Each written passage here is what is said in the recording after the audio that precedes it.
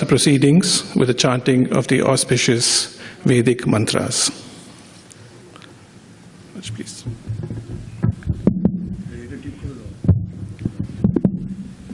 Yes. Om Shri Gurubhyo Namaha Hari Om Shangno Mitra Shamvarunaha Shangno Bhavatvaryama Shangna Indro Brihaspatihi Shangno Vishnururukramaha Namo Brahmane Namaste Vayo Tvameva Pratyaksham Brahmasi Tvameva Pratyaksham Brahma Vadishyami Ritam Vadishyami Satyam Vadishyami Tanmamavatu Tadvaktaramavatu Avatu Mam Avatu Vaktaram.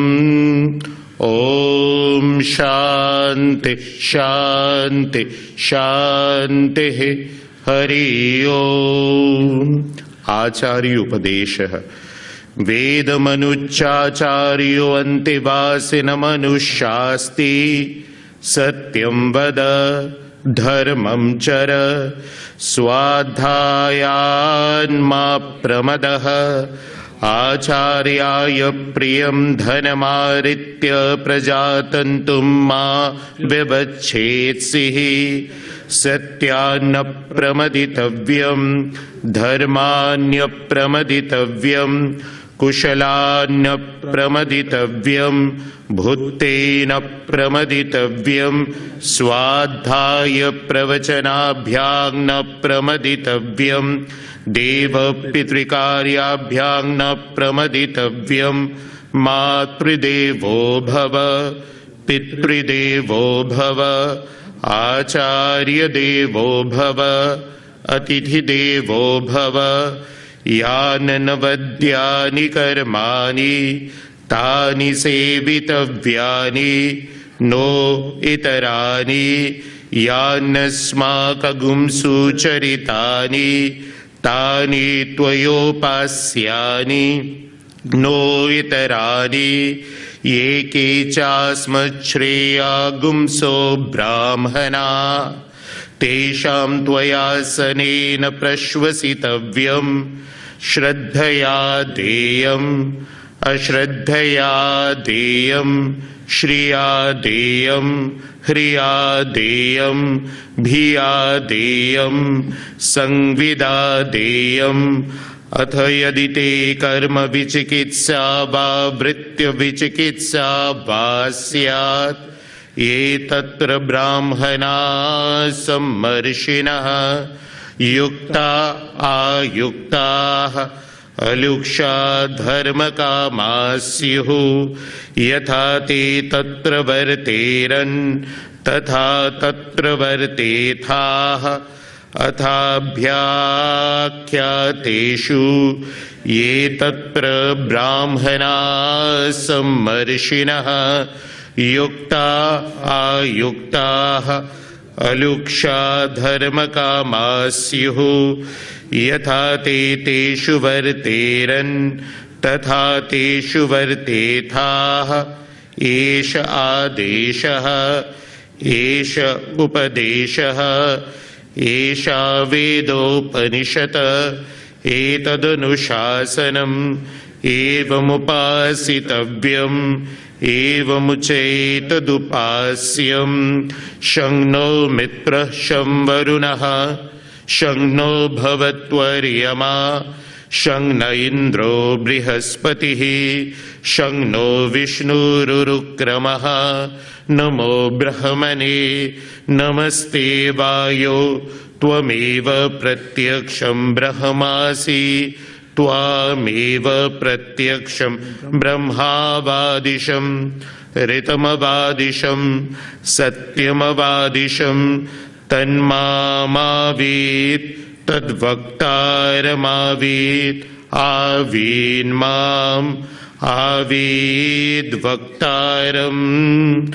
Om Shanti Shanti Shanti Hari Om Tat Sat. Sri Ramakrishna Arpanamastu.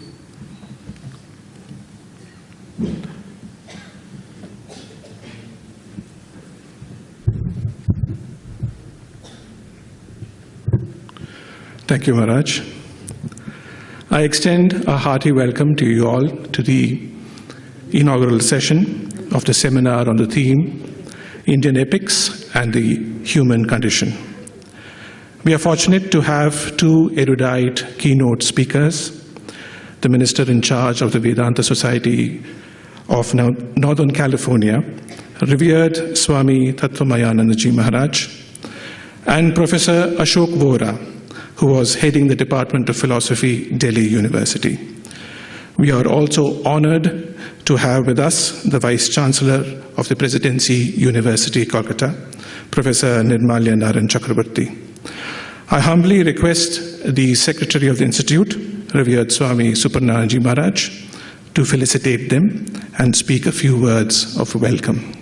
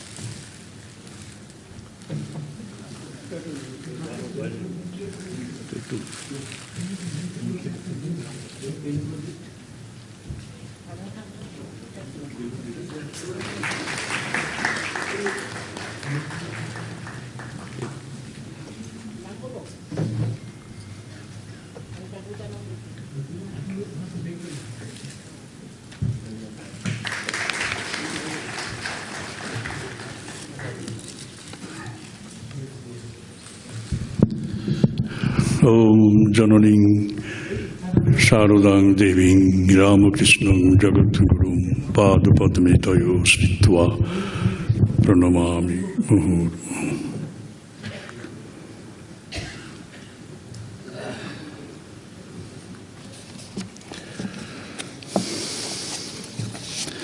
So a hearty welcome to you all, revered Swami Tattwamayananda Ji, who is the Minister in charge, Vedanta Society of Northern California, San Francisco. He has kindly agreed to give us the first keynote address on the concept of Dharma depicted in the Indian epics and some unanswered questions, navigating the complexities of modern age. In fact, there is no perfect answer, certain answers in the whole of Mahabharata, but in the Ramayana, we do not come across some such intricate problems that we see in the Mahabharata. Even in Sri Krishna's life, if you analyze that life very seriously, you will find that he has accepted the philosophy, Jakon Jamon, Takon Tamon, Jake Jamon, Take Tamon, Jekhane Jamon, Shekhane Tamon. They say that it is the philosophy of opportunity. But since he is an avatara, he is perfectly correct. That has to be accepted as true, and that is the perfect solution. And Sri Ramakrishna in this age has reiterated that statement, and it has been it has come to the public through the Holy Mother.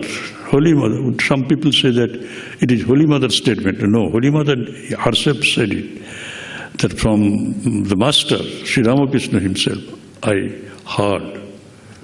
Isn't it? So he has also corroborated that. Sri Ramakrishna, the greatest of all the avatars. Anyway, that is it.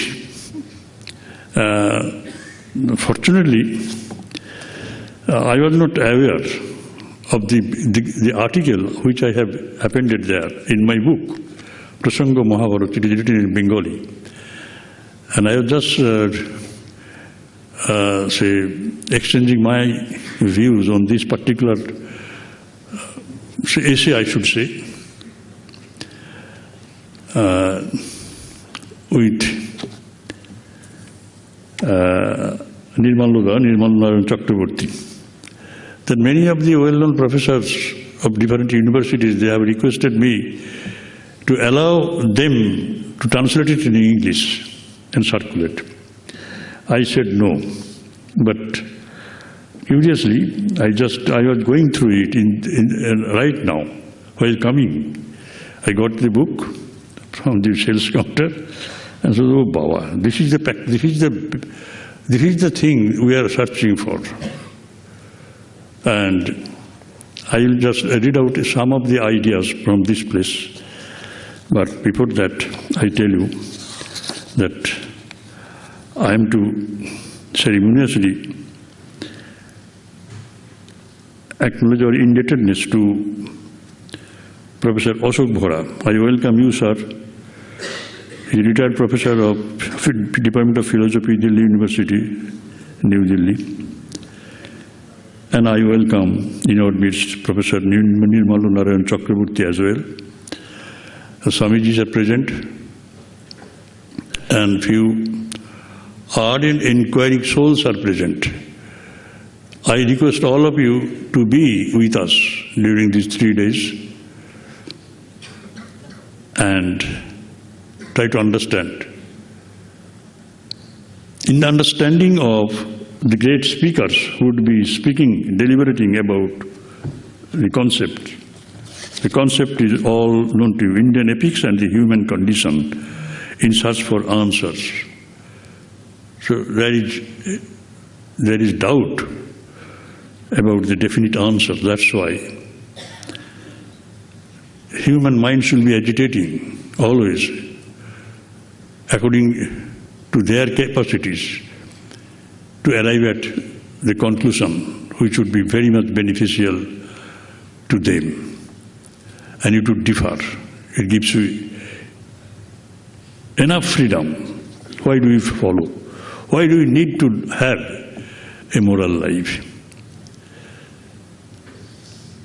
In the beginning, I want to say to you that there is a small difference between morality and ethics. We all know what moral life is all about, and ethics is the systematic study of moral principles. So it is a subject for the students to learn from the classrooms. What they need to know the moral principles. And there are so many authors deliberating on it, and among the best, of course, has been always. He is known to all of us, Immanuel Kant. His categorical imperative of truth. It is a very simple statement. You have to take to the path of righteousness by all means. That is his principle. It is this categorical imperative of truth, the central theme of it. In the Ramayana, there is no some such problem. Barring a few, one or two, but Rama was not hesitant about that, Sri Rama did it boldly, and still we feel that Sri Rama was Balibad, killing Bali, and Shambhuka Bad, killing Shambhuka. Or just Shambhuka, he didn't do it, he made it to be done by Lakshmana.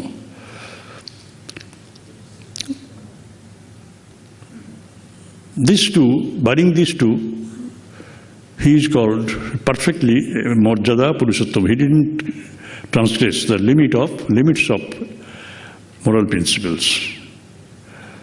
But nowhere, not even in a slok, out of 82,564 in the Mahabharata, you would get a definite answer to this question.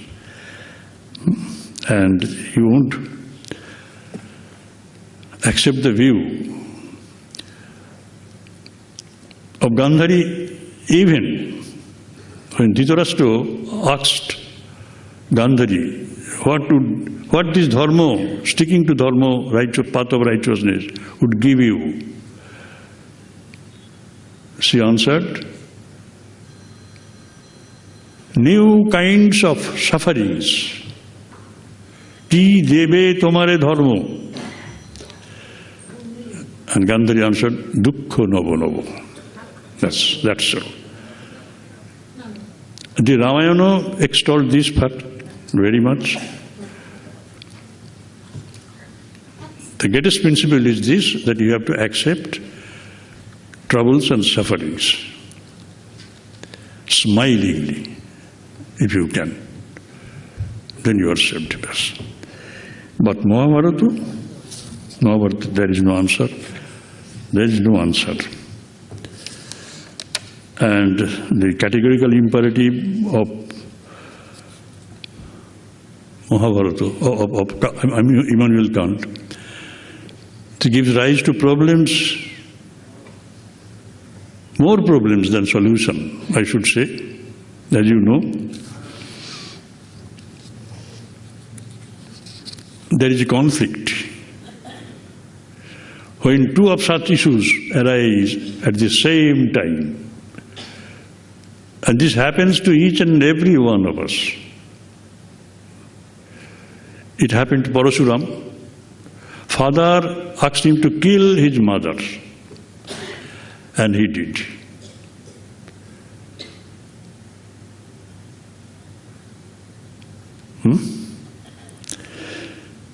So,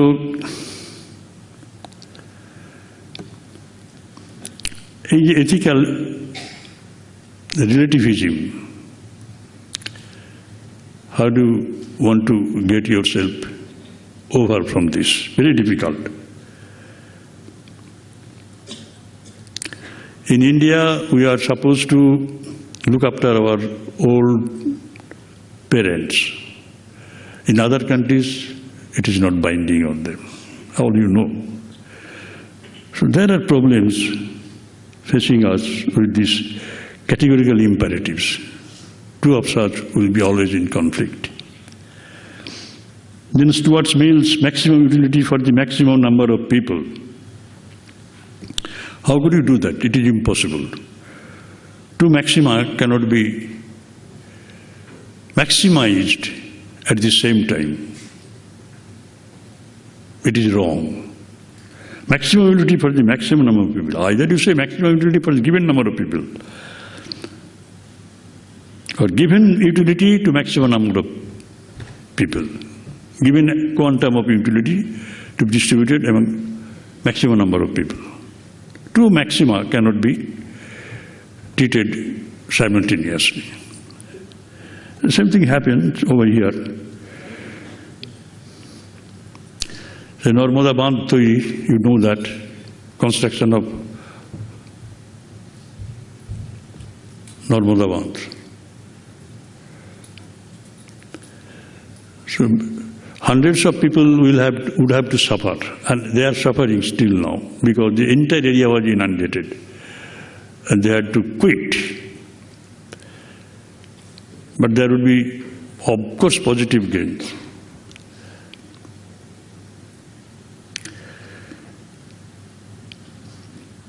The construction of railways. So many people would have to be asked to give up their claim on the land for the good of many. So the conflict is always there. Bhishma, he had to suffer a lot. But he has been always considered as the protector of Dharma. But what did he get? What did he get? নৈতিক সমস্যার হিমালয়কে তিনি মাথায় নিয়েছিলেন। শুরু হলো যখন কাশীর তিনটে কন্যা অম্বা, অম্বালিকা আর অম্বিকাকে হরণ করে নিয়ে এলেন সৎভাই চিত্রাঙ্গদ বিচিত্র বীর্যের জন্য। আপনারা জানেন সেটা, you know all these facts. But the tragedy didn't come to an end over here. তিনি বিচিত্র বীর্যের জন্য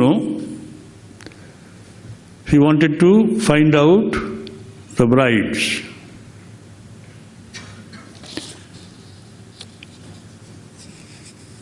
With Dhritarashtra and Pandu, both were informed. Both were not very normal. One was blind, another was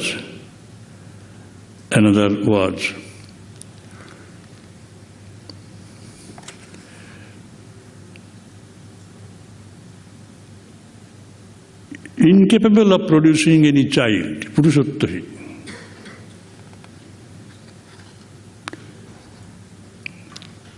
And he didn't divulge these facts to the brides, to the parents of the brides. And tragedy befell on them,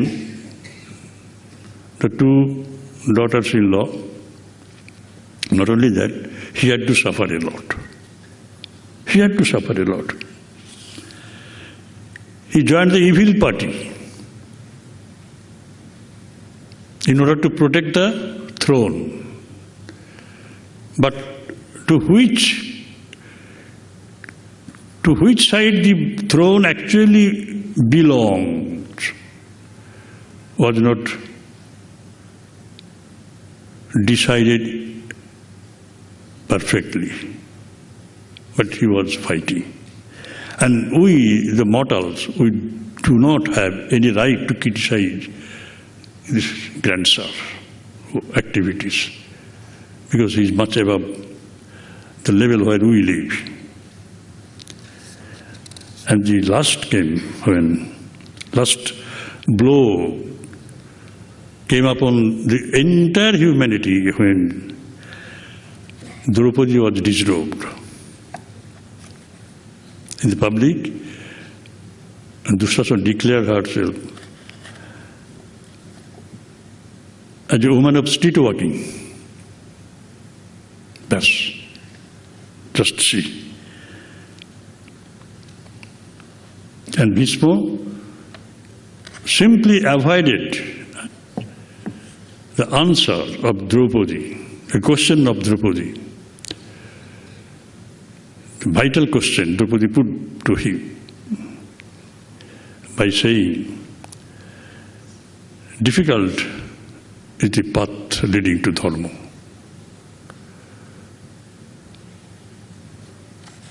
In the midst of this, only Sri Krishna did the right thing. Sri Krishna did the right thing. Very nice. My time is up. I have to go. He is not as despicable as Shakuni, but at the same time he is not Sri Ramachandra the Marjada Purushottama either.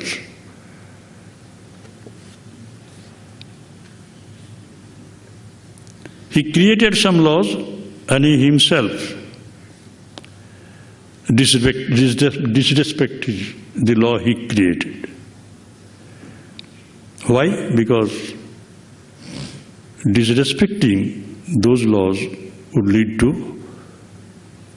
more welfare. It is welfare augmenting. নীতির অন্ধ অনুসরণ নয়, কল্যাণময় হবে ধর্ম।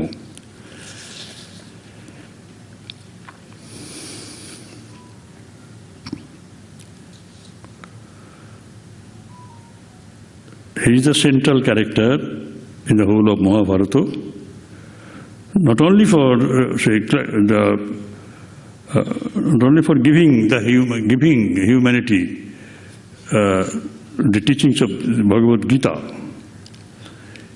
In every critical moment of our life, if we care to follow his instructions, we will see that he could be our rescuer.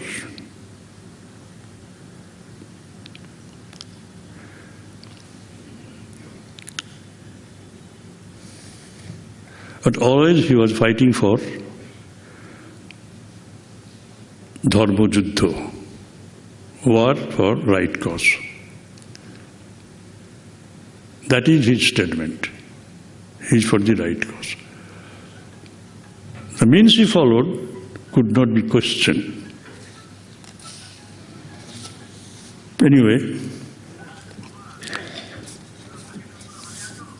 Indian epics, how many epics we have, I do not know, apart from the Ramayana and the Mahabharata.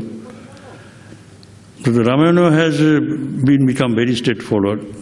We have no way to disrespect any of the moral principles. We have to abide by them scrupulously. But in case of the Mahabharata,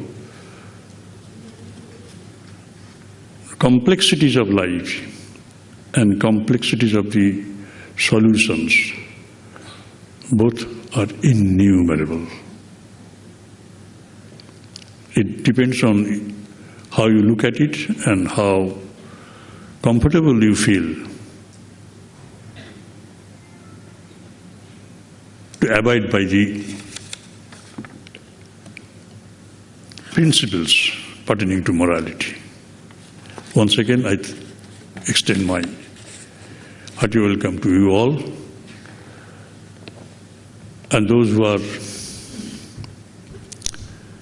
viewing it online, I also welcome them. Thank you.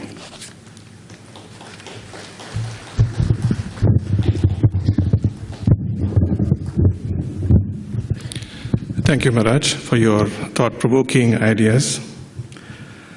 A couple of years ago, we organized a seminar titled Morals Matter, Ethics and Human Behavior, which covered a broad range of core ethical concepts, including moral principles, the necessity of being moral, moral dilemmas, and comparative ethics. This naturally led to another seminar the following year, titled Exploring the Realm of the Mental, Cognition, Emotion, and Volition. While the first seminar examined the role of ethics within human behavior, the second explored fundamental aspects of human nature, such as human aspirations, tendencies, and biases. As a follow-up to these two seminars, we felt it would be profitable to delve into Indian epics and take it up as a case study to understand the human condition better. A topic so culturally distant as to diminish interest, nor so close as to risk being shaped by our immediate biases. These form the basis for the specific choice of the current seminar theme. I now request the Vice Chancellor of the Presidency University, Professor Nirmalya Narayan Chakraborty, to introduce the seminar in some detail. The Professor has been proactively coordinating and framing the above-mentioned seminars and needs no introduction, having been on this stage on several previous occasions.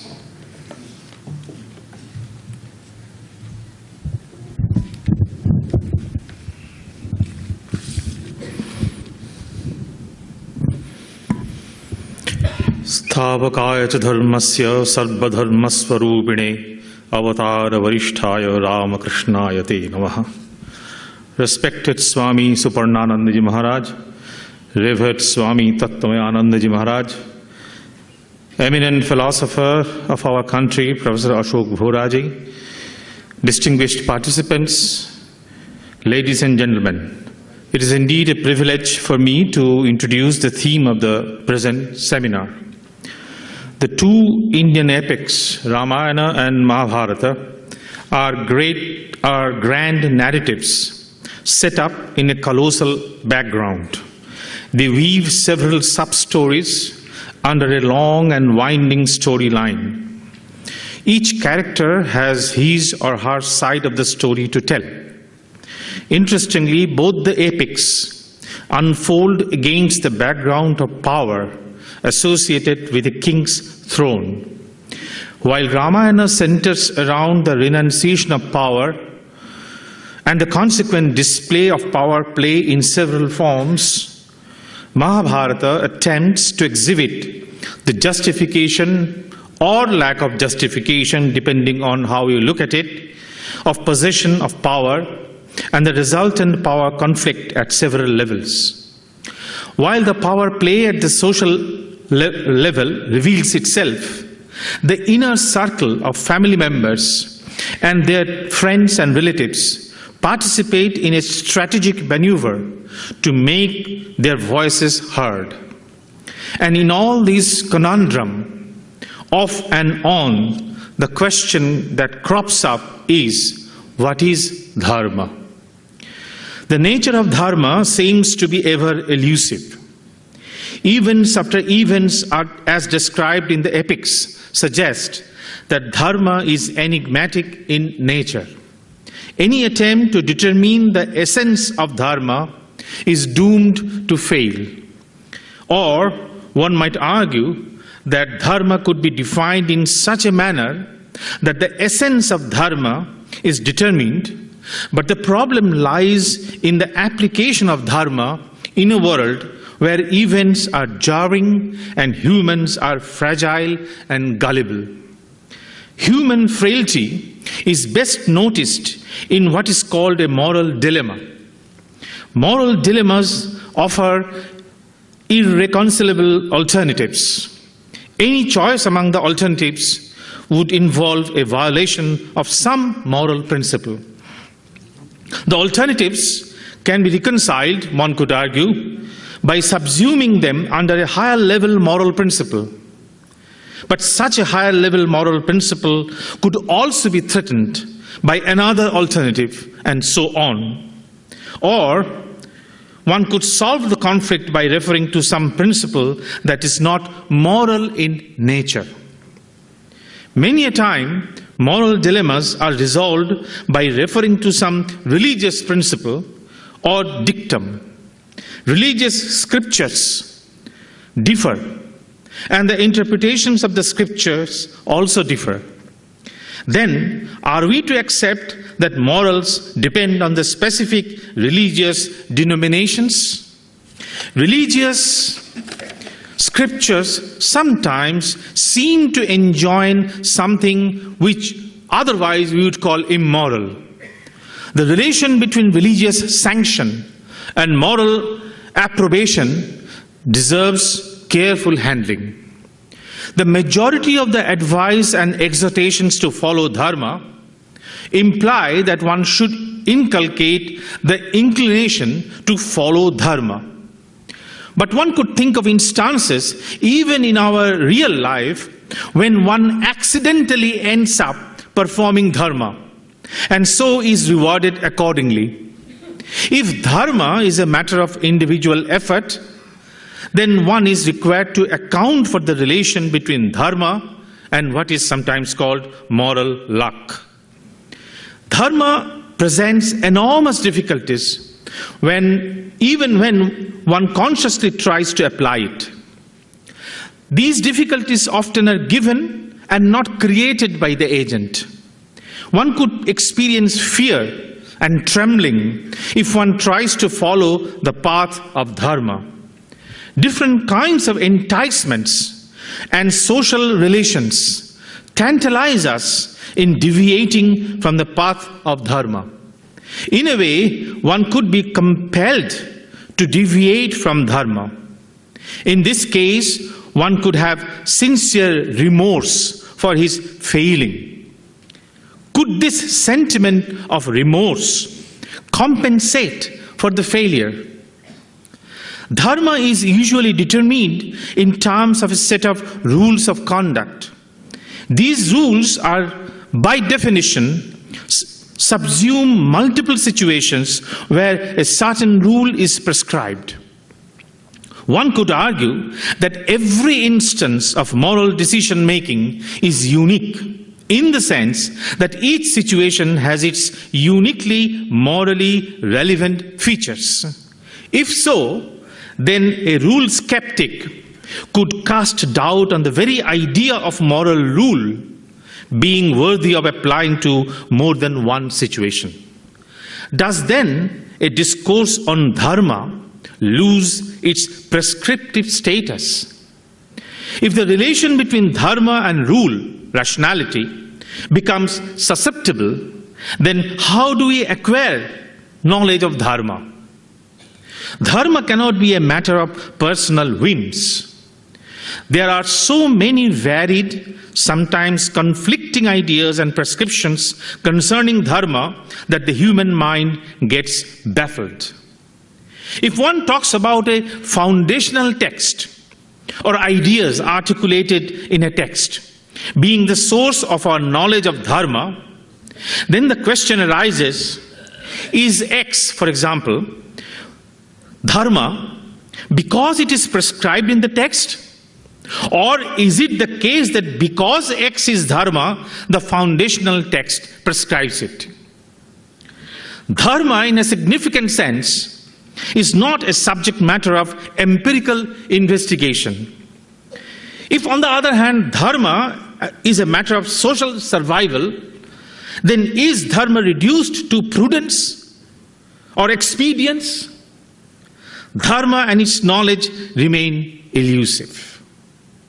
The idea that time is ultimately one unitary whole, and at the same time it is manifest in varied ways in the world, has perlocated in the Indian Puranas, philosophies, and epics as well. Time is measured in terms of a cosmic process known as kalpa. One kalpa follows another, and in each kalpa there are creations and dissolutions. The yugas in each kalpa come into being and dissolve in what is called pralaya. So yugas come and go. Yugas can recur across the kalpas. This seems to suggest, according to some, a cyclic view of time. One must, however, be cautious about this characterization. It is true that there are references to the same yuga coming back again. But this coming back, quote unquote, is not a mechanical repetition. Each yuga has its uniqueness with regard to values and practices. Consequently, each yuga has its own world order. A theory of causation requires to assume that nothing comes into origin without fulfillment of prior conditions. And so each yuga and each kalpa gets created out of something. So a chain of causal process has to be admitted. But then there is an opacity in this causal process of the detailed nature of each of the yugas differ. This necessitates the uniqueness of each of the yugas.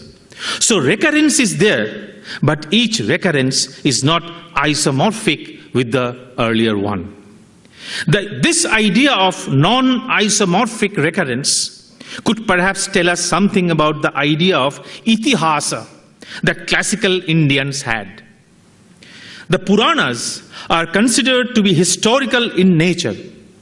The content of the Puranas extend over the discourse on creation, dissolution, followed by creation again, family history of the gods and saints, description of the rules of the 14 Manus, and description of the families of kings.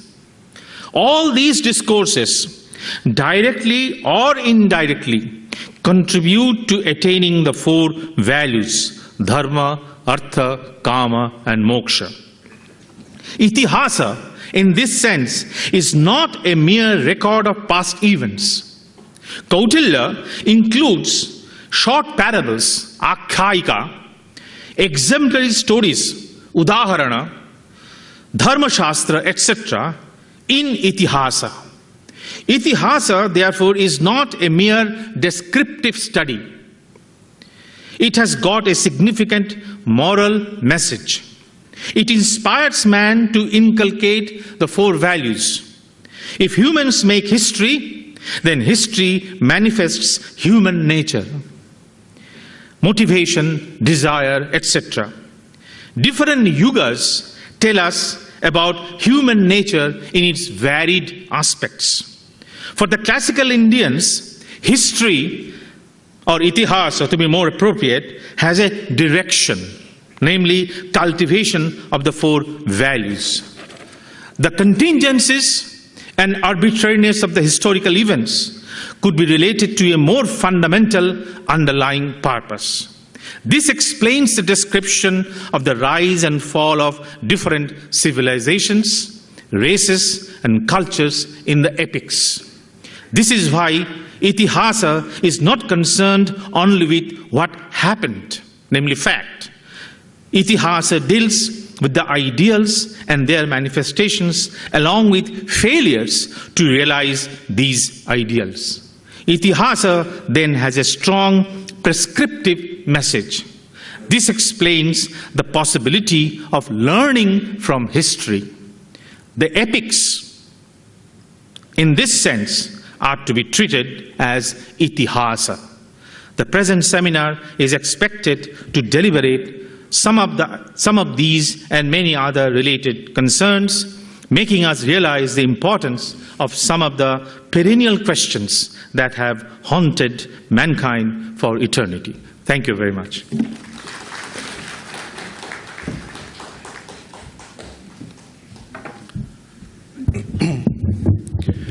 Thank you, Professor, for the magnificent concept note. We shall now turn our attention to the first keynote speaker.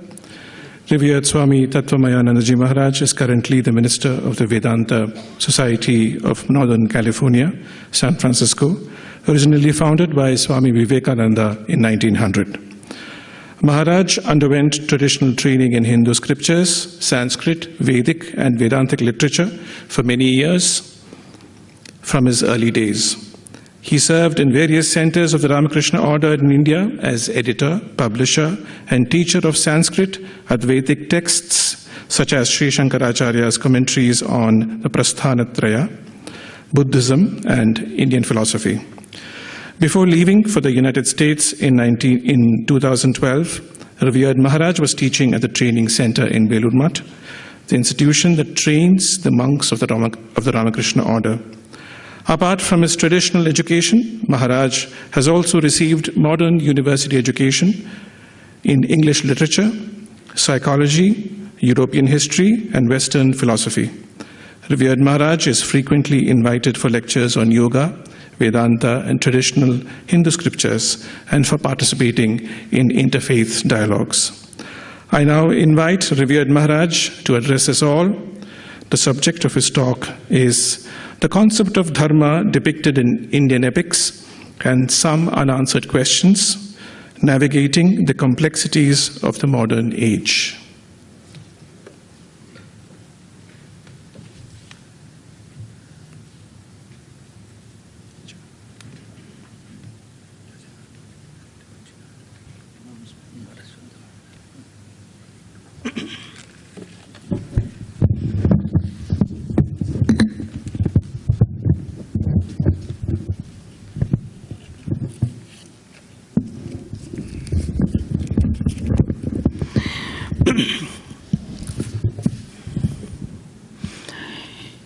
योऽन्तः प्रविश्य मम वाचमिमां प्रसुप्तां सञ्जीवयति अखिलशक्तिधरस्वधाम्ना अन्यांश्च हस्तचरणश्रवणत्वगादीन् प्राणान्नमो भगवते पुरुषाय तुभ्यं या देवी स्तूयते नित्यं विबुधै वेदपारगैः स्वामेव सुतजिह्वाग्रे ब्रह्मरूपा सरस्वती स्थापकाय च धर्मस्य सर्वधर्मस्वरूपिणे Avatar Varishthaya Ramakrishnaaya Te Namaha.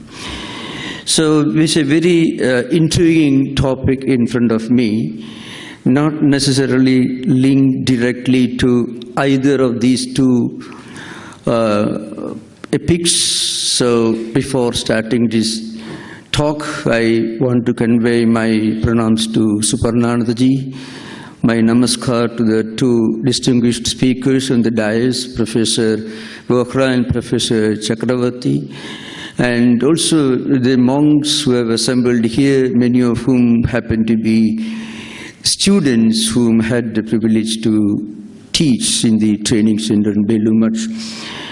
So the topic in front of me was actually provoked and prompted by a very interesting incident that took place in San Francisco in one of the conferences where a number of professors of Greek and Latin language tradition, Indologists and others were gathered.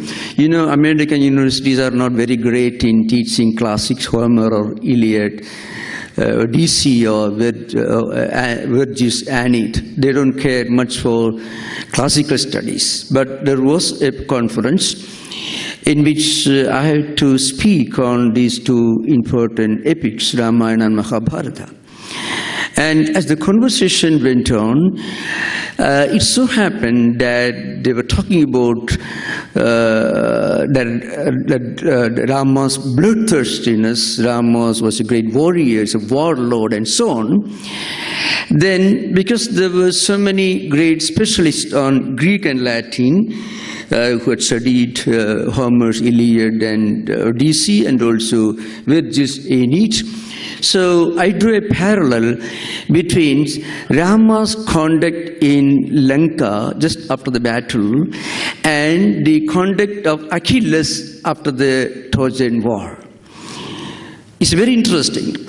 When Vibhishana almost refused to perform the after-death ceremony of Ravana, whom had deserted to take refuge at Rama on the principle of Dharma, So Rama was not very happy. So he said, Maranantani Vairani Nirvuttam na prayojanam Kriyadam asya samskaru mama pesha yathatava. So Rama makes this statement to Vibhishana, who actually refuses to, almost refuses to perform the after-death ceremony of Ravana, his elder brother. Rama was fighting with Ravana, who had kidnapped his wife Sita and had killed, massacred, put to genocide any number of his followers, and almost killed Lakshmana. Lakshmana survived, of course. Now, and that Rama tells Vibhishana, our hostilities come to an end with death. Maranantani Vairani. Asmakam prayojanam nivrittam na prayojanam. Our purpose was not to kill Ravana, but to kill somebody who represented adharma. Now our goal is achieved. Now if you refuse to perform the after-death ceremony of Ravana, I shall do that because he is my brother as much as yours. Mama pesha yathatava. Now look at Homer and Iliad.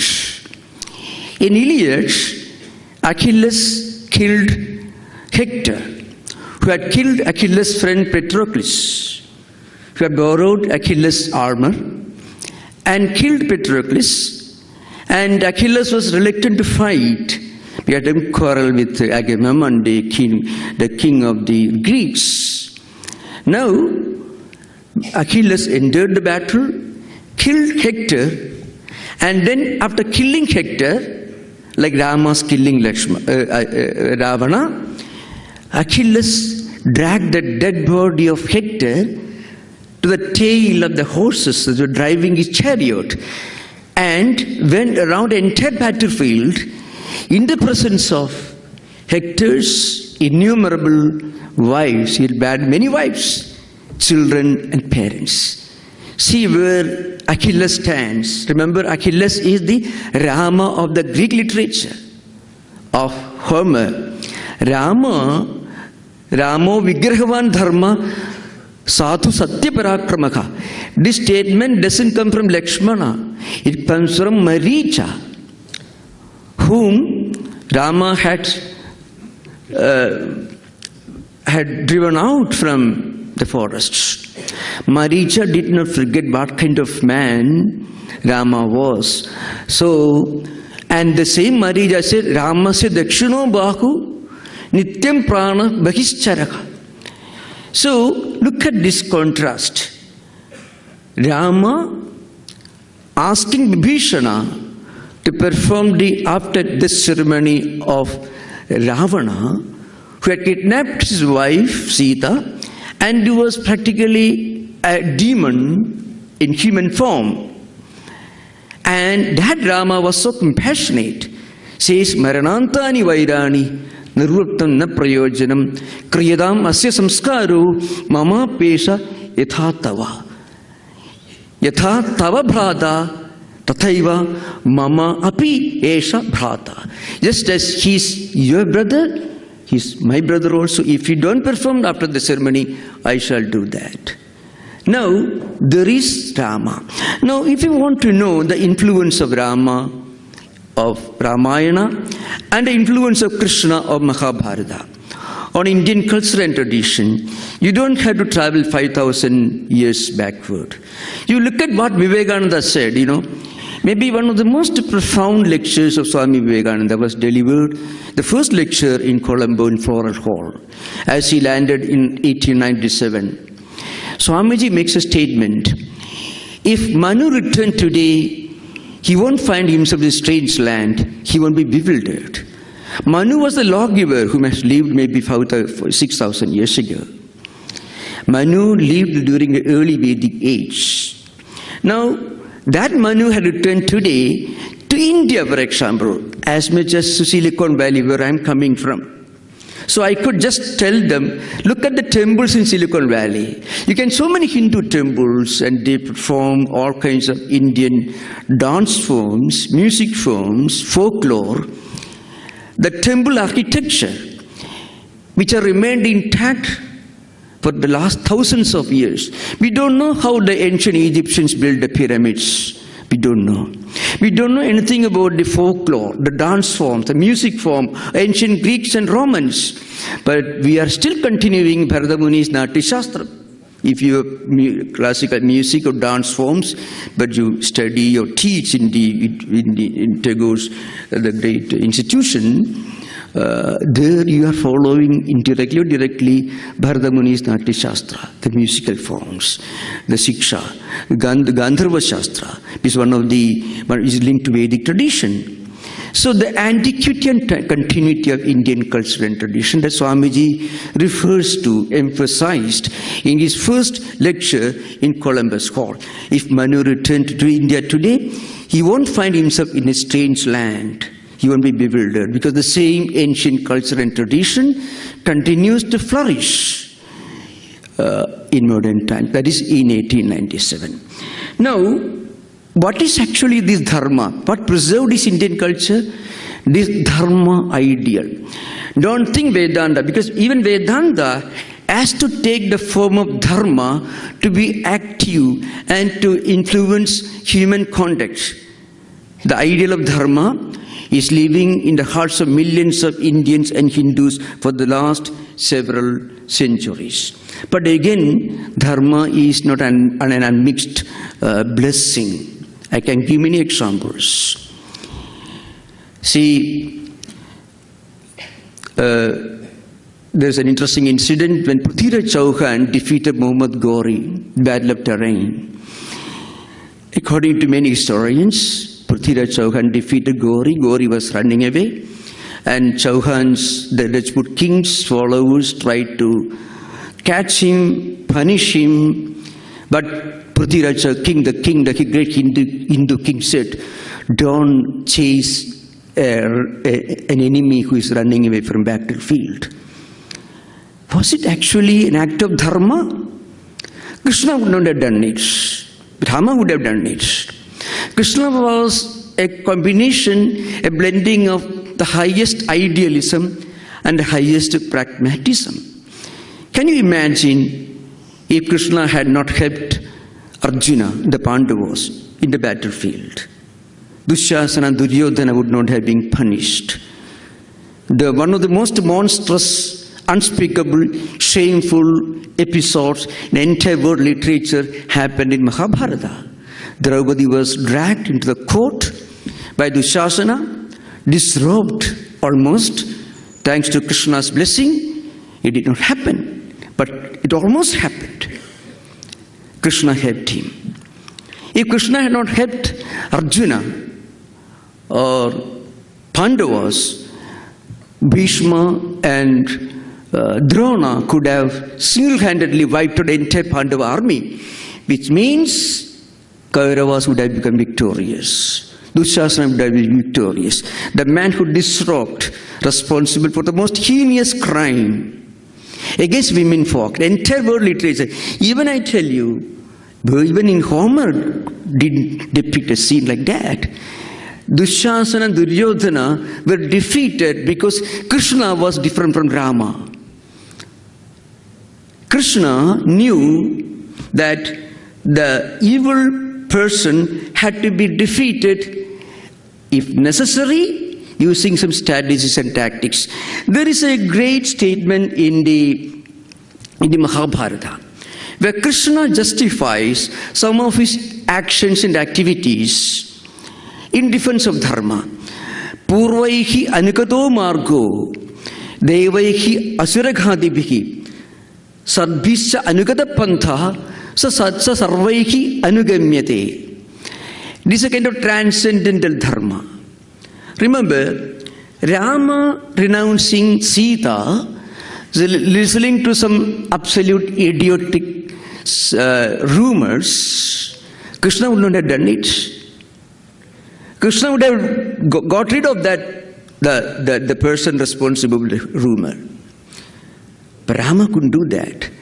It doesn't mean that Rama was wrong. Rama represents Dharma in its most rigid, inflexible aspects, which doesn't work really, if you depict Dharma as pure truthfulness and ahimsa, that Dharma can be a liability to human civilization.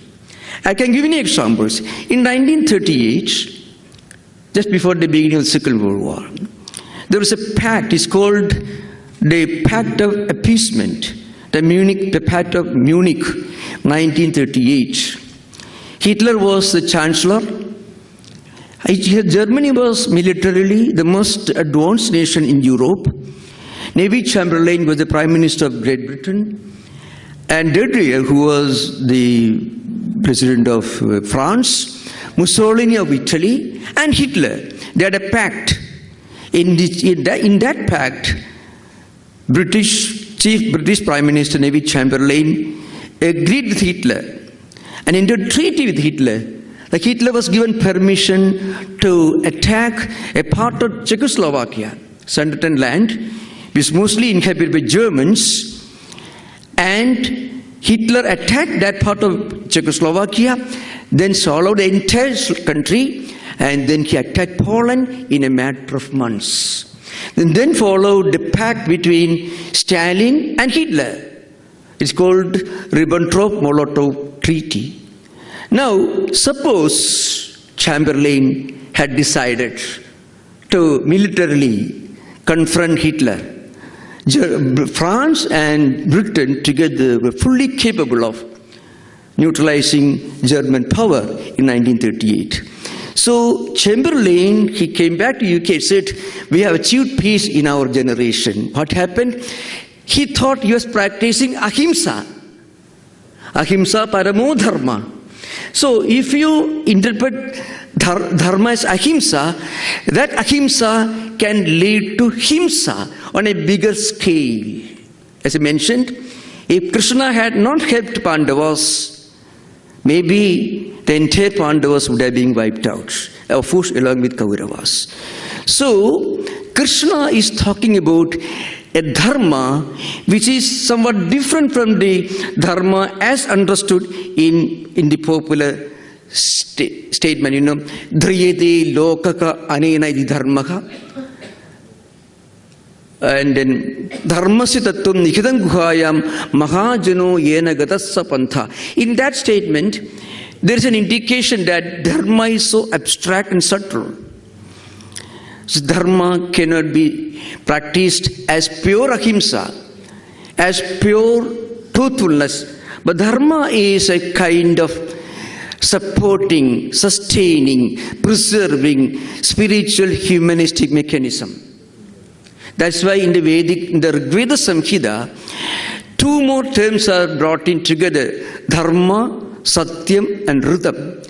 Ritam implies the invisible, preserving, balancing mechanism is invisible.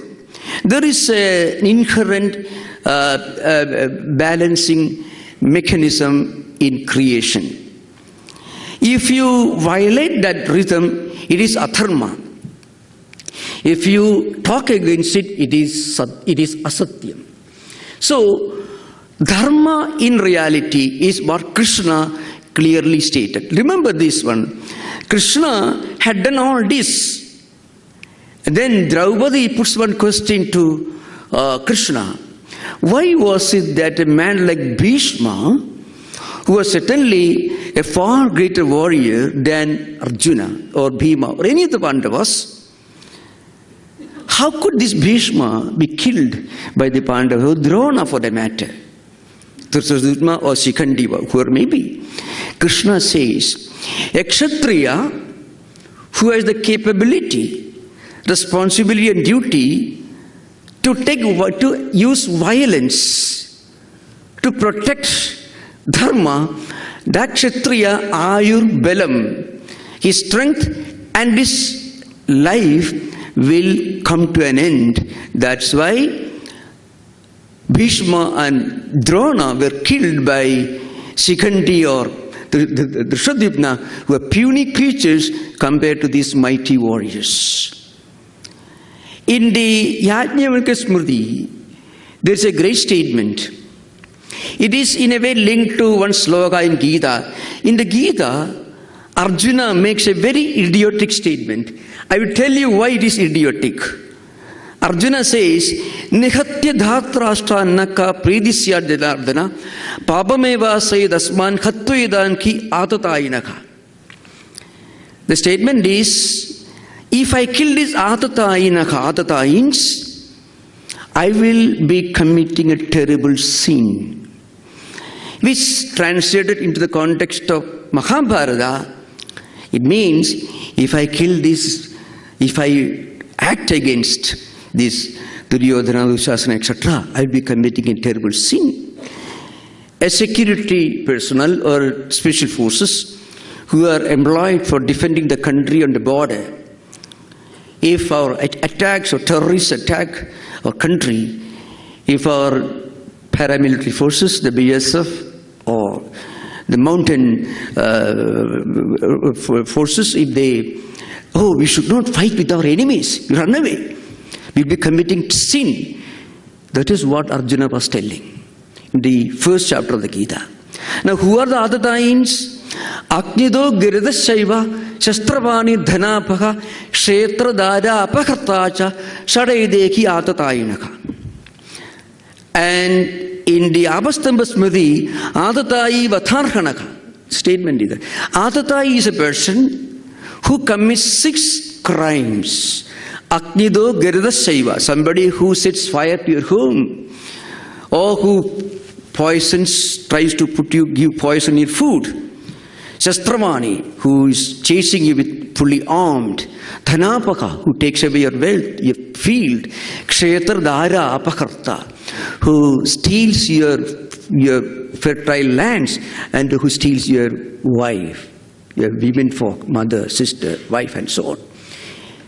Anyone who commits these 6 crimes, avichareneva hanyat, should be killed without a second thought. This also comes from Smriti literature. Now, I shall try to tell you something about the uniqueness of Krishna's own transcendental dharma concept. That's what I would call it.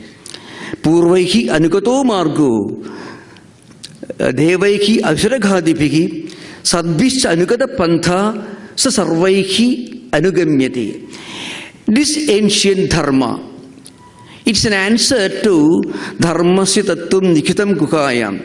The actual meaning and implication of dharma is so subtle, it can mahajano yenagata sapantha. You just find out how great men acted in different dilemmas, moral dilemmas, social dilemmas, and follow that.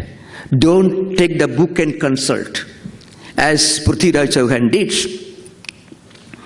Now, the context is this. In transcendental Dharma, the purpose is the overall good of humanity and human civilization.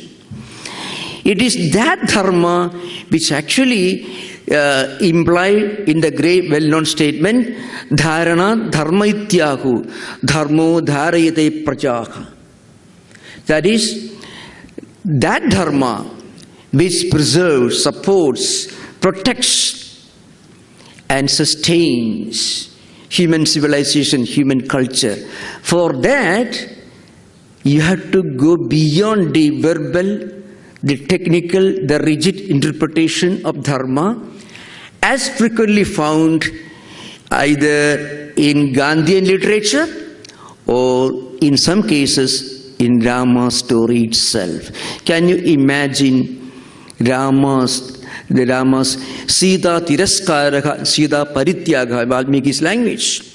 See, Rama is one of the greatest human character in world literature. So, Koinus means Sampradam Loge Gunavan Kashavirivan Dharmaknyascha Krudaknyascha Satyavakyo Dudhavrata. That is how Valmiki Ramayana begins. Valmiki's question to Narada. Narada says, Ikshvaku Vamsha Prabhavo Ramo Nama Pragiptidaka. I can only think of one person, and that is Rama, who can be called the embodiment of all these virtues. But that Dharma should be followed in the sense, according to the interpretation given by Krishna. To give an example, look at Yudhishthira. Now, I don't think any of you would be happy to have a brother, elder brother like Yudhishthira. I don't think any woman in India would like to have a husband like Yudhishthira. Wonderful man, absolutely. Many wonderful qualities he had. But his qualities became a liability to himself and also to everyone around him. When I had a part of my education included a study of 19th century Russian literature. Mostly the works of Turgenev, Gogol, Dostoevsky, and some Tolstoy.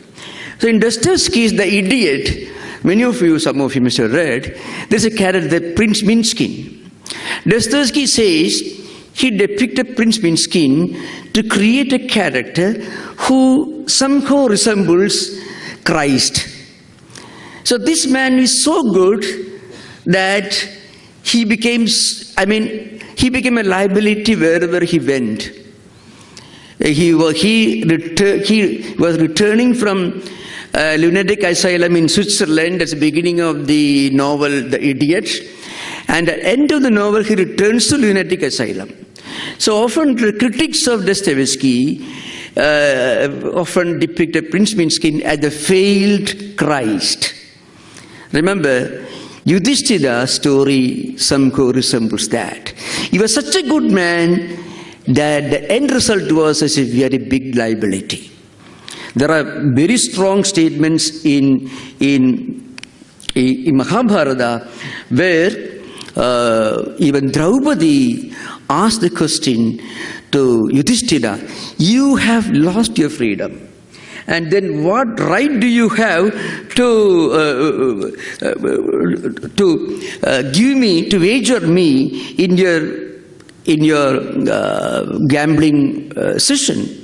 Vidura and Vikarna, these two great men, the only two great men who stood up against the humiliation of Draupadi were, one is Drupada, the other one is Vikarna.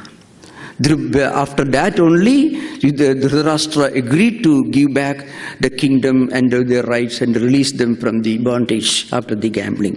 Now, in this context, there is a statement that comes in Mahabharata, where the great sage Markandeya visits Yudhishthira, Pandavas in the forest. Markandeya says, Neshe balasyedi charet adharmam, means balasya, that is, Neshe balasyedi. Balasya na ise adharmam charet. It is a terrible statement. We know what it means. Balasya na ise. If you don't have the power to react and respond against adharma in a dharmic way, then you respond to adharma in a way which is opposed to dharma. You can practice adharma when somebody is playing adharma to you. That is Markandeya, this very famous statement you can find. Even so, and there is a statement which Bhishma says, Balavamstu yadha dharmam loke pashyati purishaka, so dharmo dharma velayam bhavadi abhigita pareihi. Bhishma says. So, Balavamsu yadha dharmam loke pashyati purishaka. It's a long discussion at the time when Bhishma was in the bed of arrows. So Yudhishthira, all of them came. Draupadi puts his question. Kuddi was present. Finally, Bhishma, who kept quiet when Draupadi was being humiliated in Kaurava court. Drona also kept quiet.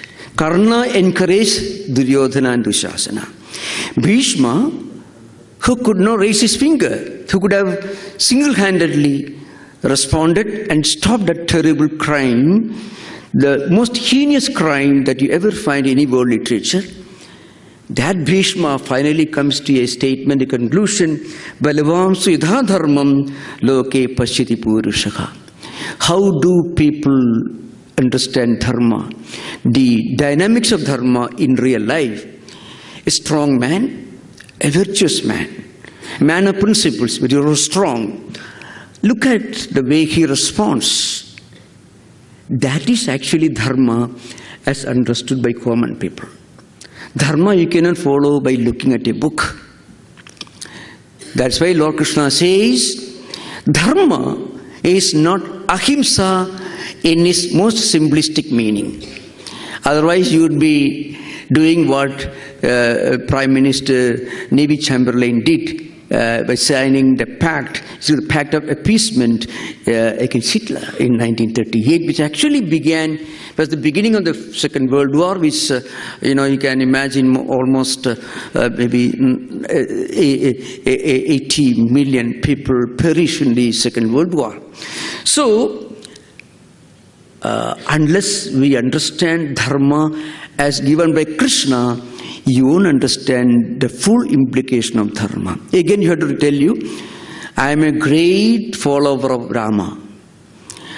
In the entire creative fiction, you don't find a man like Rama. Mahabharata is not entirely a piece of literature, like Valmiki Ramayana. I'm not talking about other Ramayana versions. Tulsidas ji and others have elevated Rama to the supreme deity. Ramam vidhi param brahma sachidananda madhyam sarvobhadir vinirmuktam satta matram agocharam. This is Adhyatma Ramayana, where Sita tells Hanuman, Ramam vidhi param brahma sachidananda madhyam. Rama is Advaita Brahman itself. But that's not the view of Valmiki. For Valmiki, Rama was Maryada Purushottama. It's a creation of a great literary masterpiece. But in Mahabharata, it is much beyond a literary classic. That's why in the Mahabharata, on the one hand, you find certain very moving scenes. Look at this, Draupadi, when she's being humiliated in the Kaurava court. The 5 Pandavas sitting there without raising a finger. The Bhima, of course, spoke something terrible. He'll take revenge against Duryodhana and Dushasana. That's true. But then the 5 Pandavas, they have wagered themselves. They wagered the kingdom. They wagered their wife. They wagered everything. Now, before all that, Yudhishthira had wagered himself. He had become a slave. Then what right did he have to gamble with his other brothers and even his wife herself. So the Draupadi says, Nahi dasitamapanna Krishna bhavidamarkadi anise nahi rajaisha pane nyastedi me madi. Vidura says. Vidura makes a very profound statement. He says, Nahi dasitamapanna Krishna bhavidamarkadi anisena. See, Yudhishthira had no freedom on himself. He had enslaved himself to the entire Kauravas. He had lost his freedom. He is himself a slave. So what right did he have to wager his wife, and not only brothers but even his wife? Again, there are many interesting scenes coming to Ramayana. I'm just trying to put this in juxtaposition within a very short limited time. I think I may have at least 10 minutes more. Now, in the Ramayana you find Kaigeyi, Manthara, a few characters who may be on the wrong side of Dharma, practicing adharma. So, there are some modern critics who will tell you that Kaigeyi was very much afraid of the misogynistic hierarchical system of Hindu society. Because Manu himself says, Asutantra striyakarya purushait diva nisham vishayeshu sajjandi samsthapya atmano vashe. Manu says in Manusmriti, Striyaka asutantra karyaha.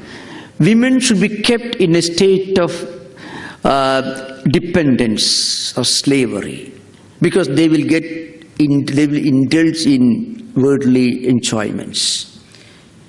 But the same Manu, of course, says, Yatra naryastu pujante tatra deva ramandicha, yatra edastu na pujante tatra sarva aphala kriyaha. That also comes from Manu. So many of these Smriti statements are mutually contradictory. But Kaigeyi thought that she would be a slave to Kausalya and others if Rama had become the king. But anyway, the story is the same Kaigeyi later on repented and became very much happy and enjoyed when Rama returned from Lanka. So what I mean to say, in the two epics there are many paradoxical disconnects, many conflicting ideas.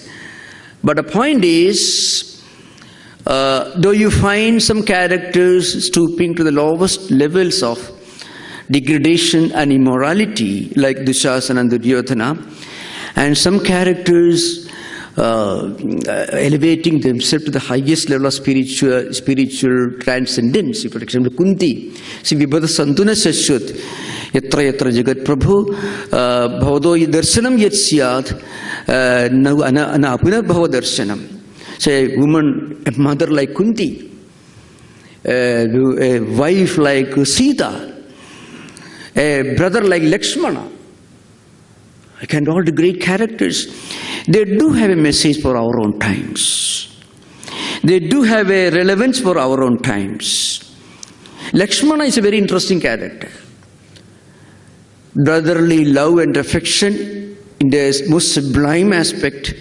You don't find any creative fiction. Lakshmana was asked to identify and recognize Sita's ornaments, which she had dropped while being taken away by Ravana, which Sugriva and others brought before. The man Rama asked him to recognize. Lakshmana said, Nakam janami keyure, Nakam janami kundale, Nupare tu akam janami, Nityam padabhivantanat. I can't recognize Sita's ornament she was wearing on her neck or her earrings. I can only recognize what she was wearing on her feet, because I used to mentally do pranams to her, because the elder brother's wife is like mother. And his mother Sumitra, Ramam Dasaratham Vidhi, Mam Vidhi Janagatmajam, Ayodhyam Aravim Vidhi, Getcha Tada Yathasukham. So you don't find such sublime characters. Sumitra, while seeing off Lakshmana, who had no obligation to follow Rama to the forest by any stretch of imagination, she says, all right, you go. She was a far greater mother than perhaps even Kausalya. She could have stopped him. You have no business to go to accompany your elder brother. But she says, with a blessing, she says, you go along with your brother, you treat him as Dasharatha, your father, and when you look at your elder brother's wife, think that Sita is myself, Sita is your mother. And that Lakshmana, keeping that great idea dearest to his heart, is one of the most wonderful characters in the Ramayana. So, though Rama, in a way, has a very inflexible, somewhat too idealistic an interpretation of Dharma, and Krishna had a more pragmatic and more adaptive and more all-round interpretation of Dharma, still it is Ramayana that comes as an example, as a role model in our family culture. Rama's love for brothers and Lakshmana's love for Rama. And again, Rama renounced kingdom 3 times. First, in the very beginning of his life, he didn't want to live like a normal human being. Vasishtha had to interfere. Yoga Vasishtha, you can say. And then again, of course, he went to forest. Again, by coming back, he sends Hanuman to Bharata and ask him to carefully analyze Bharata's body language. He informed him, I'm returning to Ayodhya, and find out whether this man is really happy or not. He may be feeling perhaps that the elder brother is coming and he was living like the king in Rama's absence. Now he had to give back the kingdom. So carefully understand, then Hanuman found Bharata was all eager to give back the responsibility, the kingdom to Rama. So mentally Rama renounces his kingdom for the 3rd time. So there are many very interesting, sublime examples of human contact. Nowhere in the world do you come across this kind of family connection. So even now, if you go to America, Silicon Valley, from where I'm coming, it's a very interesting place. Many Indians, youngsters, IT professionals coming, being excited in the middle of Silicon Valley, suddenly they want to pretend as if they are great grandchildren of George Washington. They want to be proud of their Yankee identity. But slowly they find that after some time, that American white people, they don't identify beyond the limit. They won't invite you to their homes. Work-relationship is wonderful. You feel this desperate need to connect with your own ancestors' culture. So one professor, American professor, great Indologist, actually a professor of Greek and Indic languages in the university, no emeritus professor, retired. He once told me, said, whenever some Indian youngsters came to Berkeley University, some of them Stanford universities, he used to ask them, have you read Ramayana? Have you read Vivekananda? Do you know anything about yoga? They would say, we don't know anything. And they're very happy when they say they don't know anything. They want to pretend as if they are some distant cousins of George Washington.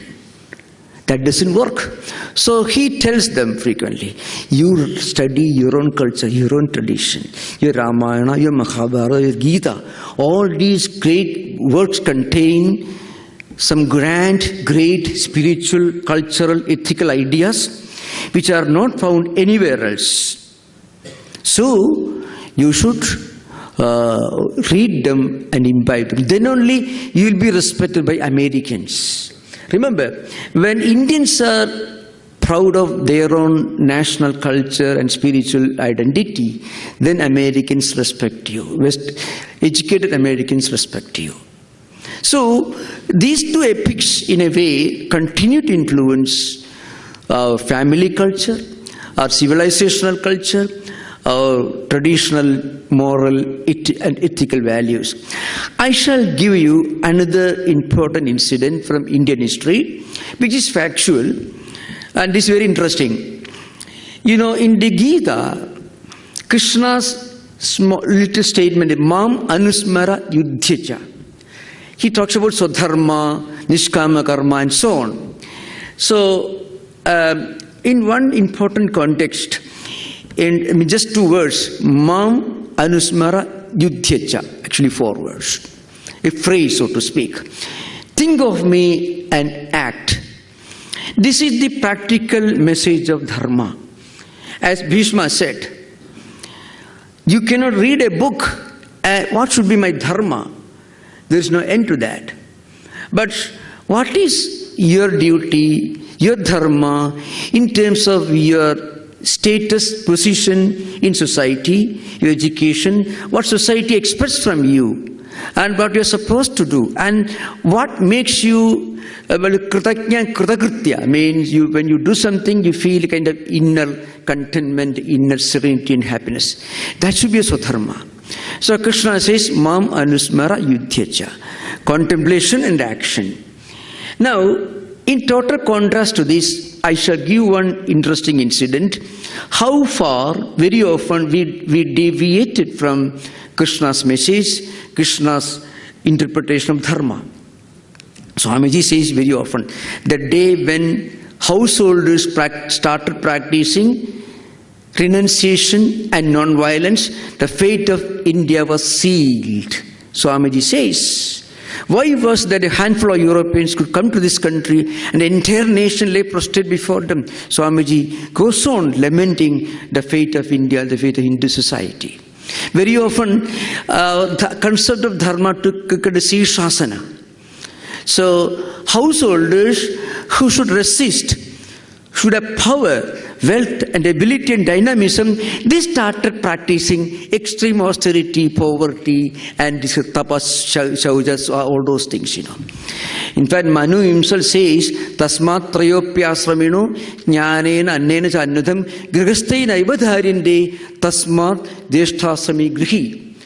Grihasthasrama is jesthasrama because brahmacharyasrama, Vanaprasthasrama, Sannyasasrama, Trayopyasraminaka, they are all dependent upon Grihasthasrama. So Grihastha's duty is to protect, to use violence, himsa, for preserving Dharma. All these were somehow reversed. So our Dharma concept began the Shasana practice for thousands of years. As a result, this great country had to suffer more than 900 years of slavery and foreign invasions. I can give one interesting incident that is from South India. Now, you know Ramanujacharya wrote Sri Bhashyam, that is his classical work in which he Puravaksha and all that, which I frequently teach. And there is a commentary written by Sudarshana Suri. It is called Sudha Prakashika. Very famous book. So Ramanuja's Bhashya on Brahma Sutra is called the Sri Bhashyam. His commentary by one of the later Sri Vaishnavites who was actually contemporary, elder contemporary of Vedanta Desika is called Sudha Prakashika. At that time, that means almost 100 years after Ramanuja's passing away, Malik Kafur attacked Srirangam temple. See, all the temples he attacked, in fact, Tanjore, Srirangam, Kumbhakonam, Rameswaram and so on. He was the general of Alauddin Khilji. So, thousands of priests tried to defend because they have practiced prapatti. Anugullisa Sankalpaka, Pradigullisa Varjanam, Rakshisiddhi Vishwasa, Goptrutta Varanam Tata, Atmaniksheba Karpane Shadvidha Sharanagati. 6 elements of Sharanagati Prabhati. That is a central thesis of Ramanuja Sampradaya. Sharanagati. So, you should always have favorable thought currents, and you should avoid pradikulyasya varjanam, avoid all negative thought currents. Then Rakshasiddhi, you should think that God will protect you, God is only protector. Atmaniksheba, then you should practice yourself. Kripana, that means you should destitute, totally helpless, and you should surrender yourself to Lord's grace. These are the 6 important aspects of Ramanuja's Sharanagati. Sharanagati Gadyam is one of the Gadyatrayas of Ramanuja. Now, where this Sudarshana Suri, who was the author of this Sudiprakashika, he was killed by the soldiers, by the attackers who came along with Mali Kafur. Vedanta Desika had just one handwritten copy of this commentary, Sudiprakashika. He was holding to his hand. They were attacked by the enemies at night, forest. So he held that single handwritten copy close to his chest and lay as if he was dead. So Vaishnavas tell you he had practiced this stambha, means the prana stambha. He could lay there as if he's dead man. And so the single handwritten copy of the book was spared. Now, the same Vedanta Desika and Sudarshana Surya and Ramanuja, they were worshipping Lord Sriranganatha, who was Krishna himself. And that Krishna had told Arjuna, Mam Anusmara Yuddhyacha.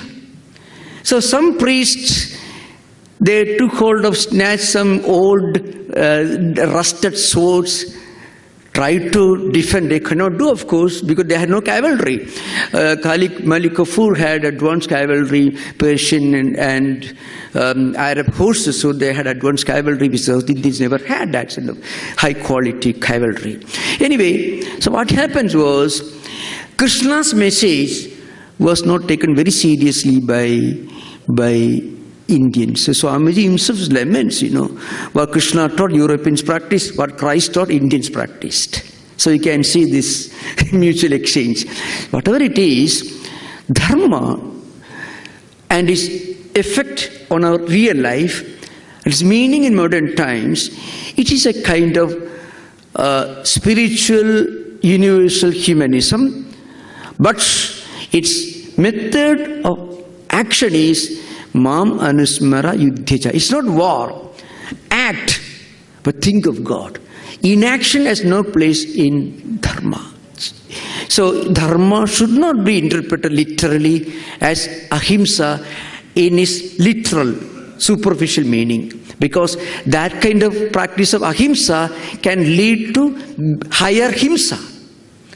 Because Neville Chamberlain practiced ahimsa. So what happened? We had Second World War. Gandhi himself, you can imagine. Gandhiji, of course, was a prophet of ahimsa.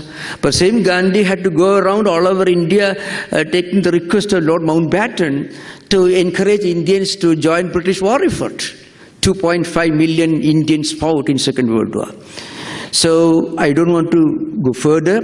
I suppose I'm going to address you on the 6th, the concluding session of this program. So maybe at that time I will tell you, but right now I think I've exhausted my time. Anyway, I'm immensely happy and incredibly grateful to this, to Suparnanandaji and all the Swamijis, the institutions, Institute Golkar, for inviting me and coming here to share some of my thoughts with you. Thank you, Namaskar. Om Shanti Shanti Shanti.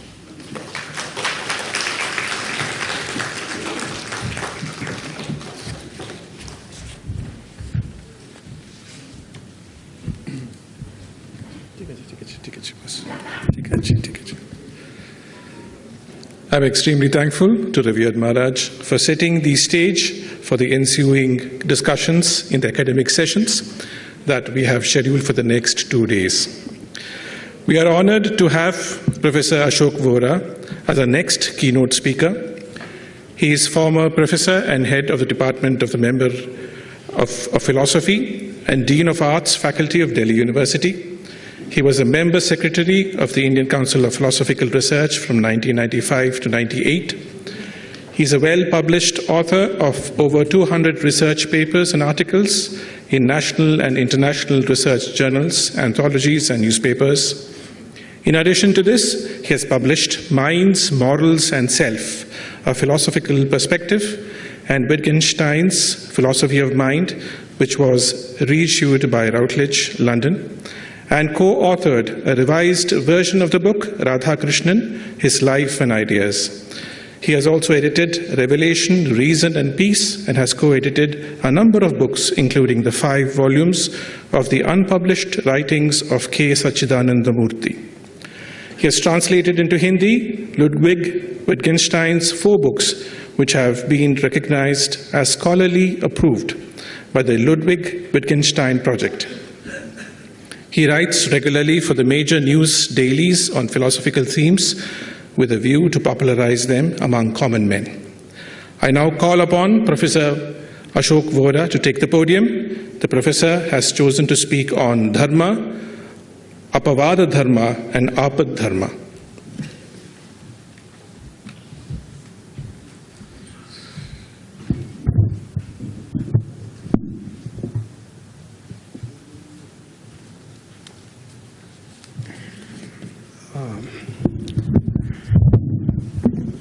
Swami Suparnanandaji Maharaj and Swami Tattwamayananda Maharaj and Professor Nirmalya Narayan.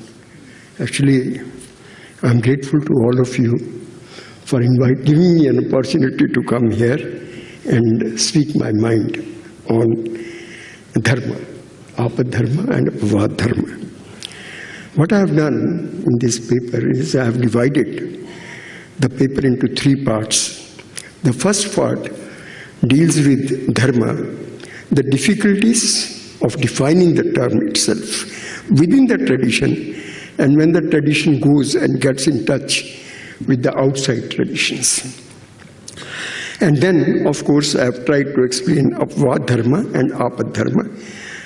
I have taken some examples from the tradition, from the Ramayana, Mahabharata, and all that, to convey or to support my thesis.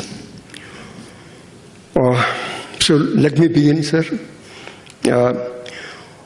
All beings wish for happiness, peace, contentment, and satisfaction in life.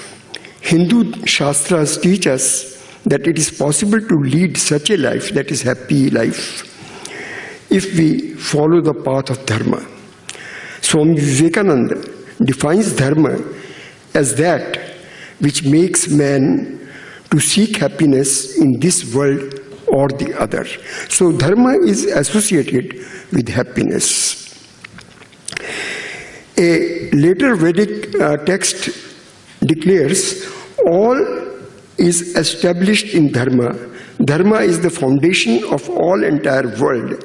According to Vishisht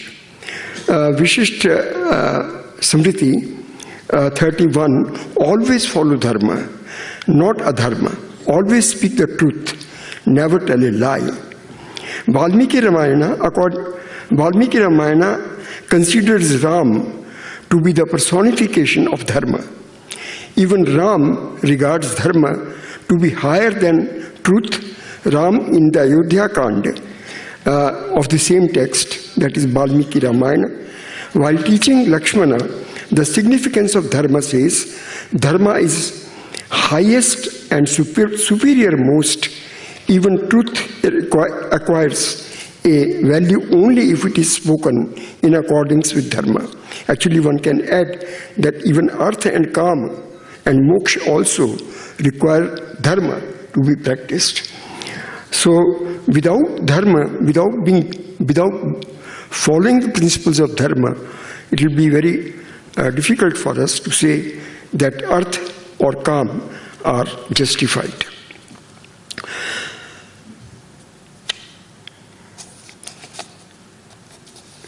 In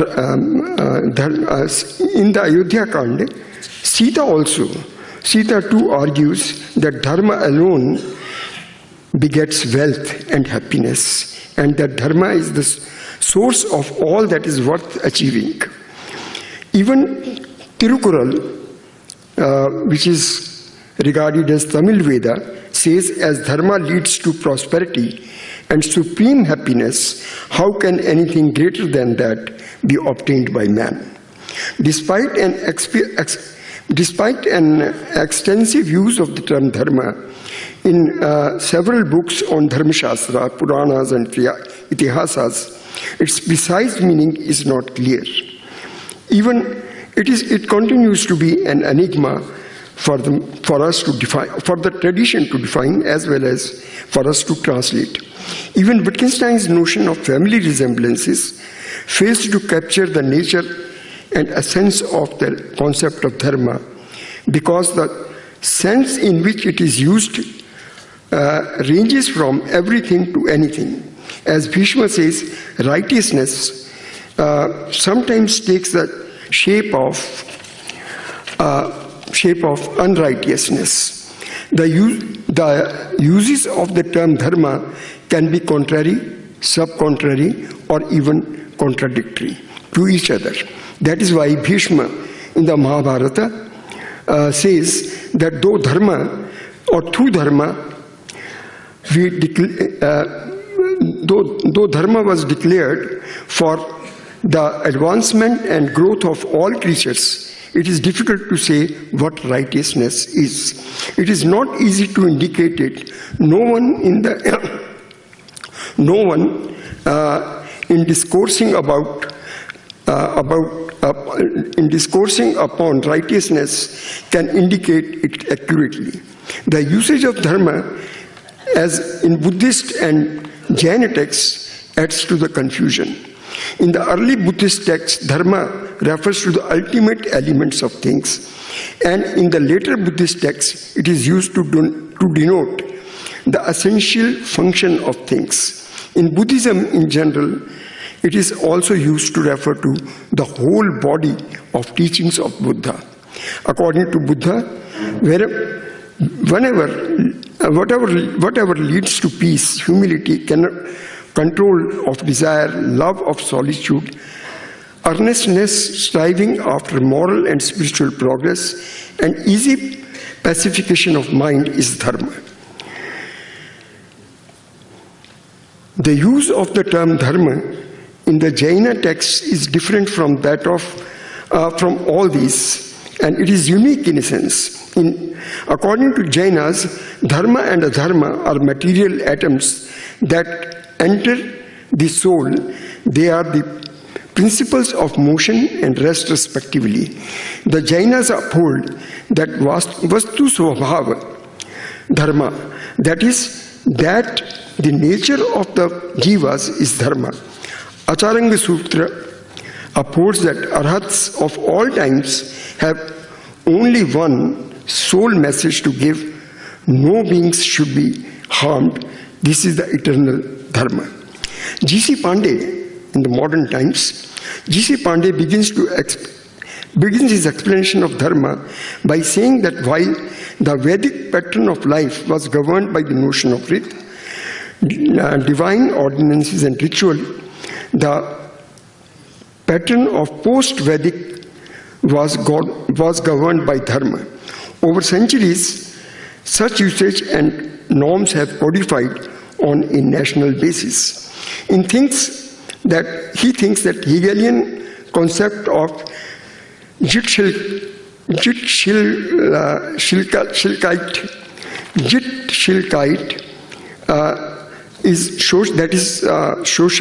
ethics or ethical life is very near that of dharma, which includes morality and law, and that there is an obvious similarity between the Platonic explanation of justice and the conceptions of dharma as the just social order correlating human classes based on aptitude and function. The fuzziness of the meaning of dharma and the vagueness in the usage does not diminish its importance in our lived life. As Mahabharata says, he who believes that dharma has no purpose and makes fun of it as well as of its followers invariably perishes. In the same vein, Manu also says, if you transgress dharma, then it will destroy you, but if you follow it, then it will protect you. That is why one should never transgress dharma, lest it harms you. P.V. Kane, after a detailed survey and analysis of the usage of dharma in Rig Veda, Atharva Veda, Atreya Brahmana, and Chandogya Upanishad, concludes that dharma's most prominent and significant feature is the privileges, duties, and obligations of a man, his standards of conduct as a member of the Aryan community, as members of one caste, as persons in particular stages of life. It is this sense that the term dharma is used in Tattwamayananda Upanishad when the pupil is exhorted to speak the truth, practice dharma, about which we talked just now. The Ashokan edicts are another place where we find dharma being used. The Ashokan edicts preach that dharma is good and that dharma should be followed, because without intense love and regard for it and obedience to it, along with intense self-examination, intense fear of sin, and intense enthusiasm, happiness in the world and the other will not be possible. However, the use of the term dharma is also not clearly demarcated in the Ashokan edicts. They, time and again, there are several edicts, as we all know, they time and again seek answers to the question, what is it? That is, what is dharma? Or answering this question, they content themselves with examples of following dharma, namely removal of taints, abundant auspiciousness, compassion, charity, truth, and purity. They go on further to give examples of dharmic acts, thus the noble deeds of dharma and conformity to the teachings consist in promoting compassion, charity, truth, purity, simple pleasures, and goodness. So they also try to define dharma in terms of either acts of dharma or in terms of what is called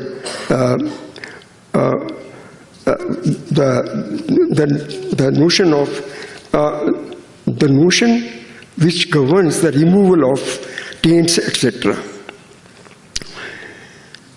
Obedience to parents, strengthening of one's aspects, respect for the sacredness of life, and truth are the virtues of dharma. This is what Ashokan edicts say again and again. Honoring one's teachers and mutual courtesy among family members, etc., constitute the rule of dharma. From readings of Ashokan edicts, D.D. Kosambi concludes that dharma means equity, the principle beyond codified law and common law upon which both law and justice were based. From the above discussion, one may conclude that dharma is the hope of the weak and delight of the good. A radical dimension was added to the traditional discussion on the semantics of the notion of dharma when, due to historical circumstances, especially since 1800, circa 1800, the Indian traditionalists came into contact with the Western thinkers, especially English-speaking scholars. They had to explain dharma in terms of the available English terms. Only two terms, and this is noteworthy, only two terms, namely religion and ideology, were available to them. They had to explain dharma by juxtaposing it with any one of them or both of them. These terms, both these terms are problematic. Even religion and ideology or idea is also problematic. Several treatises can be written to explain any one of them. I shall now briefly explain that the distinction between religion and ideology. Singular religious adherence is the main feature of religion. For example, it is not possible to simultaneously be a follower of Judaism, Christianity, or Islam. This exclusivity is a definitional marker of Western concept of religion. Similar exclusivity is the definitional marker of the notion of ideology. It also subscribes to the doctrine of singular vision. It is not possible to be a capitalist and a communist at the same time. Both religion and ideology consist of systematic body of concepts relating to human life or culture. The feature which distinguishes religion from ideology is that while religion admits of a transcendental dimension, ideology does not. Dharma, on the other hand, shares many features of religion but does not share the property of exclusivism with it. So Dharma does not share exclusivity, and of course it shares many other features with religion. Though Dharma shares many features of ideology, it also differs from it as it possesses a transcendental dimension as well. So religion has a transcendental aspect, whereas ideology does not have a transcendental aspect. Ideology, as we have argued above, does not have any, rather it rejects any transcendental commitment. Likewise, Dharma cannot be translated as laws because it is more than a law, for it is that which underlies law and creates law in the universe. Basic to Dharma is this view, order or law pervasive in the universe. So while the notion of Dharma is easy to comprehend, it is also very difficult to define because it underlies every other thing that we can think of. To avoid the confusion between Dharma, religion and ideology, I shall adhere to the use of Dharma as it has been done in the Indian classical texts. In a broad sense, Dharma means what should be done and what should not be done in a lived life situation. In deciding this according to Bhagavad Gita, let the scriptures be your authority in determining what should be done and what should not be done. Understand the scriptural injunctions and teachings and then perform your actions in the world accordingly. So our actions will be Dharma-oriented, dharmic, only if we follow what the Vedas say or what the scriptures say.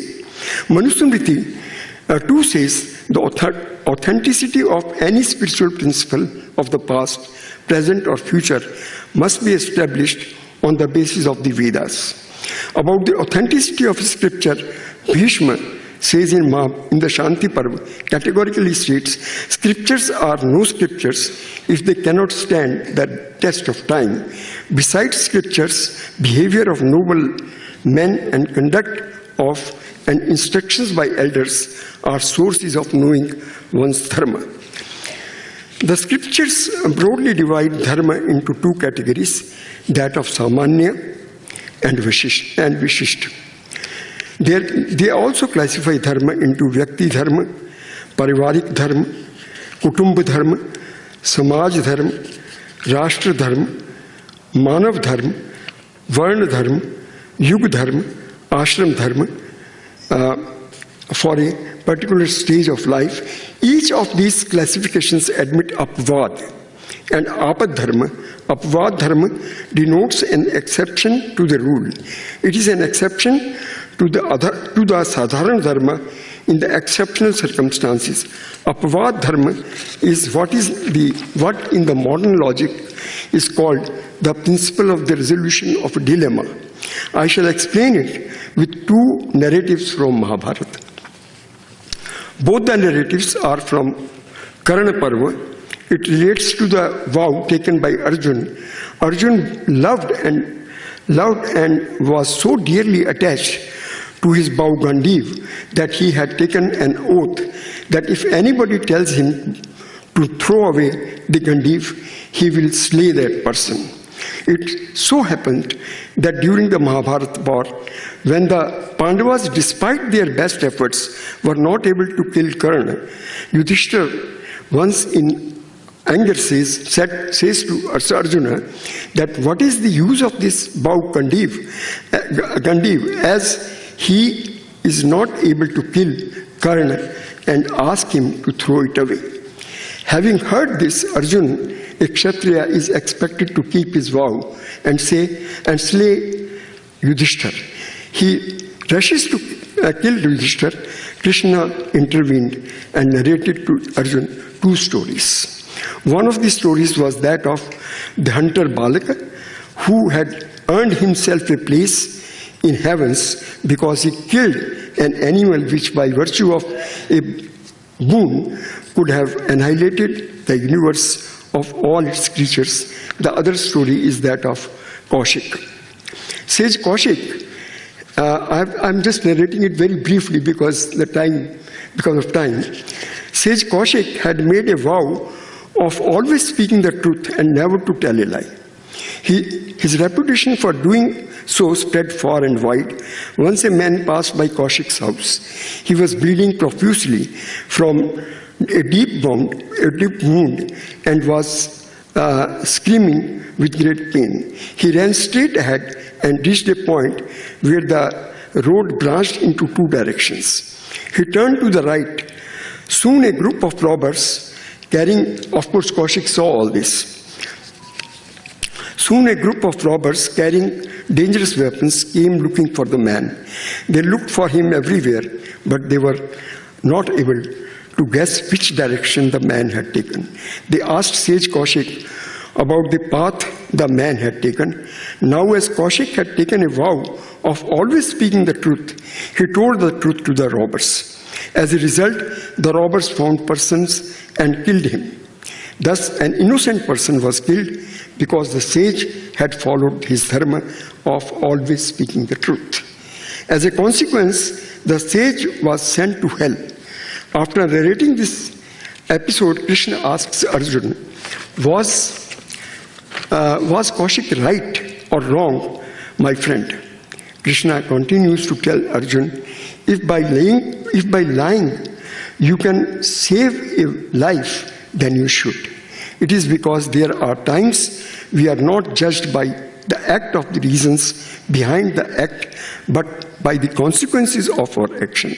Krishna argued that your dharma, your scriptures are important because they protect life. That is why lying to protect a life is not a lie. The scriptures cannot guide you to what is dharma in all the cases. You can know that only by reasoning. Krishna further says, you have to know when to tell the truth. You have to know when it is important to lie. You have to know when it is important to keep your vow and when it is important to ignore it. Arjuna realized his mistake. Then Krishna tells Arjuna that as you have spoken harsh words to your elder brother, that itself is the killing. For a respectable person, insult is like death. The circumstances that prompted Krishna to narrate the story, as also the story itself, is an example of a moral dilemma. The moral of the above narrative is that what may appear to be dharma may actually turn out to be adharma. Purpose of dharma is protection of life and not blind adherence to the vows or principles. In the time of crisis, one may have to resort to telling lies in order to save lives.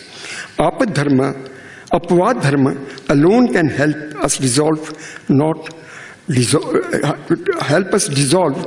resolve it. It differs from Kant's categorical imperative in that it cannot be universalized, but only contextualized. It can be used as justification for an immoral activity or polity. Āpad Dharma, on the other hand, meets the qualifications laid down by Kant for a categorical imperative. The term Āpad is derived from the term Āpada, which means calamity, distress, catastrophe, critical time, or critical time.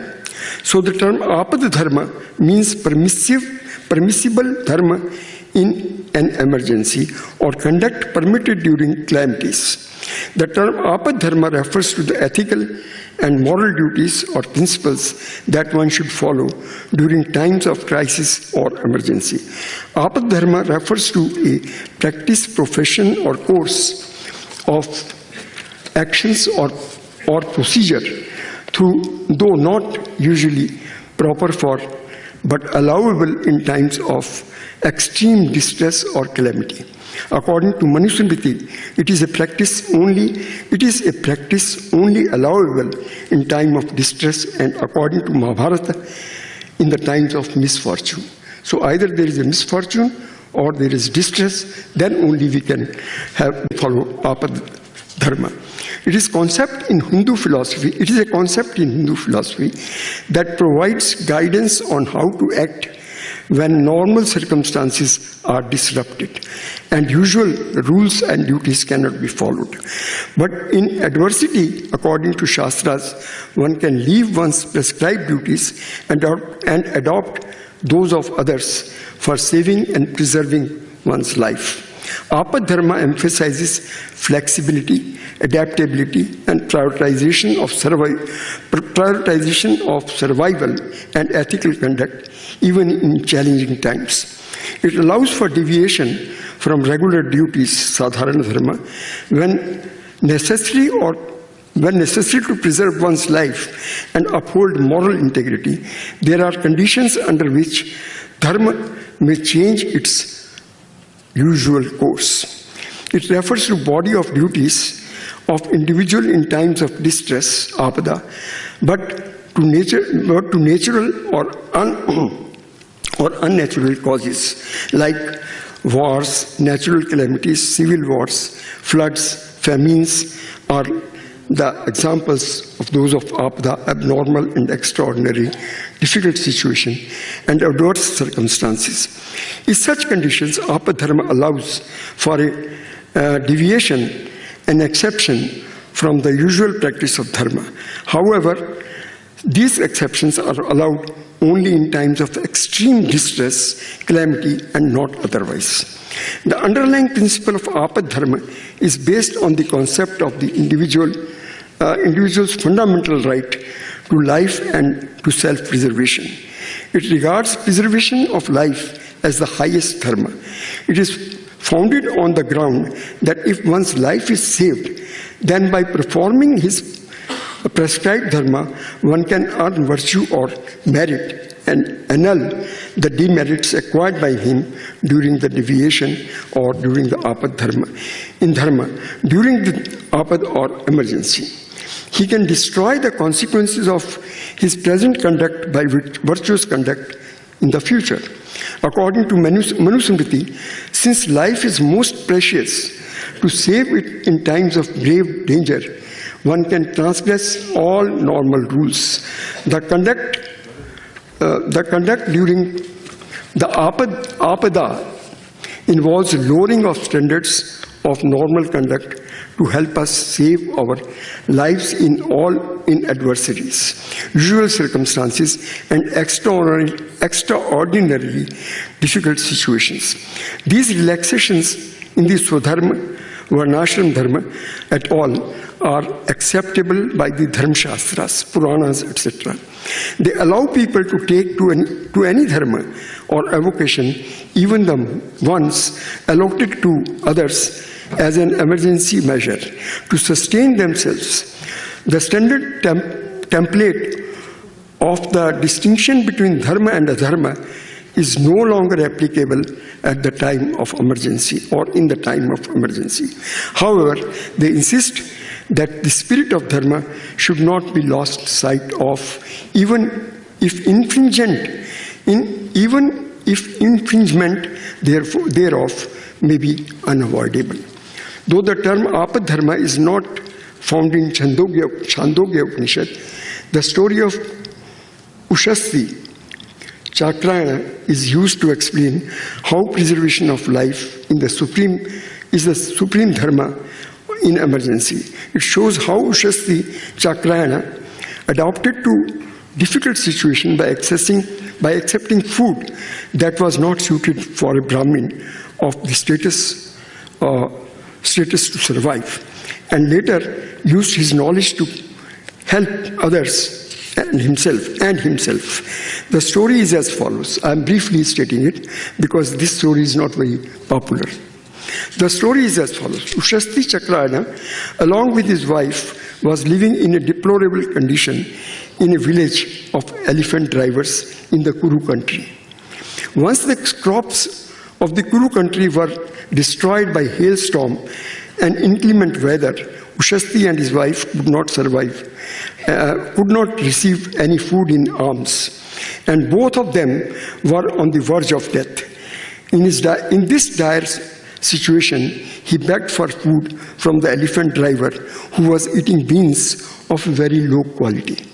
The driver offered him some beans from the plate in which he was eating, but when he also offered him water, you see, he ate from the plate of the driver, and the bad barley and all that. But when the same driver offered him some water, which was defiled, of course, which he had already taken, which was jutha, so to say, which is not translatable, of very low quality. The driver offered him some beans from the plate in which he was eating. But when he also offered water from the same pot from which he himself was drinking, Ushasti declined, stating that drinking defiled water was optional, whereas eating the beans was necessary for survival. After eating, Ushasti brought the remaining beans to his wife, who had already obtained food by alms. The next morning, Ushasti expressed his desire to earn wealth by participating in the king's yagna. His wife gave him the remaining beans, and he ate them, and he went to the yagna. At the yagna, Ushasti demonstrated his profound knowledge by challenging the priests, warning them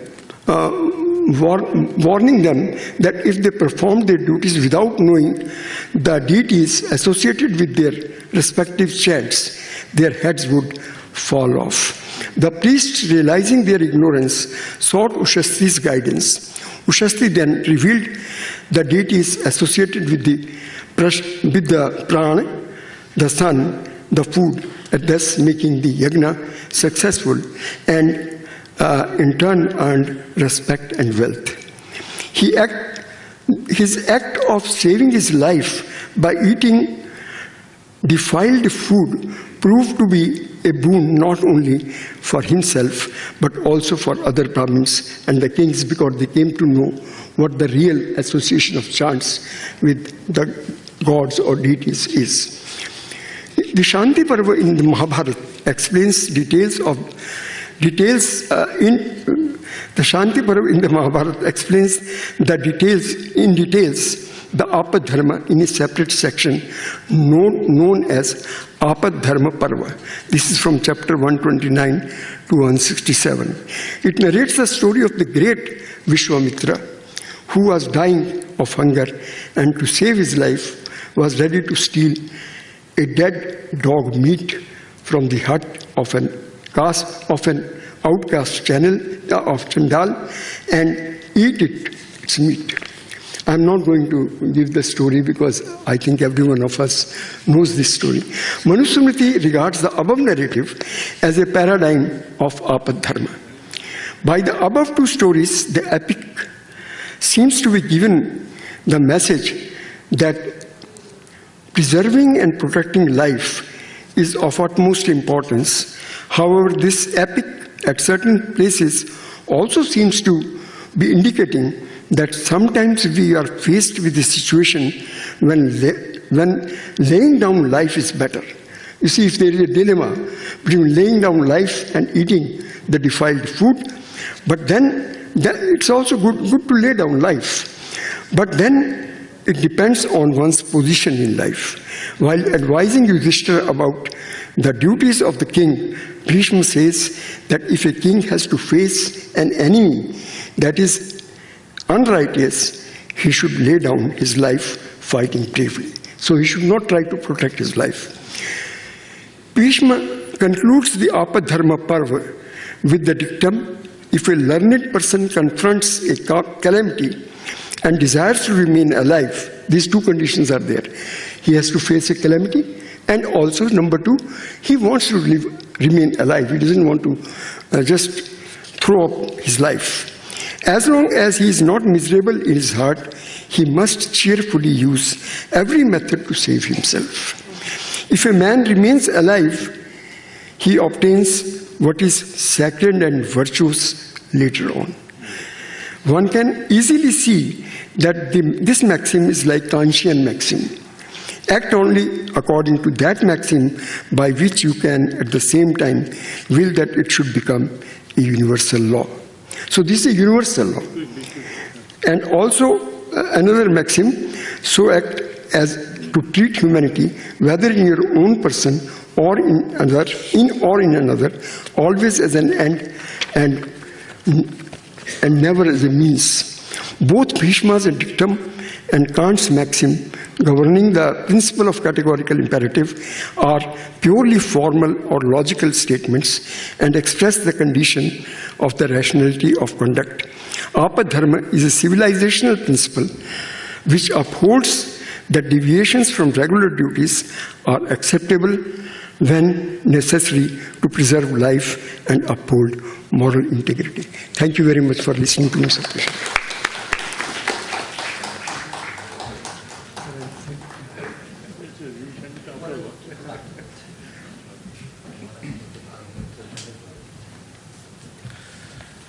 I greatly thank the Professor for drawing from various sources and portraying the various ways to grasp the essence and meaning of Dharma. The academic session will start at 10 a.m. tomorrow. Before I take leave of you, I invite Swami Vedanishtanandaji Maharaj to offer the vote of thanks and conclude the session. Maharaj is at present the in charge of the magnificent library here and is slated to leave for the Vedanta Society at Geneva as its head in the near future. Thank you.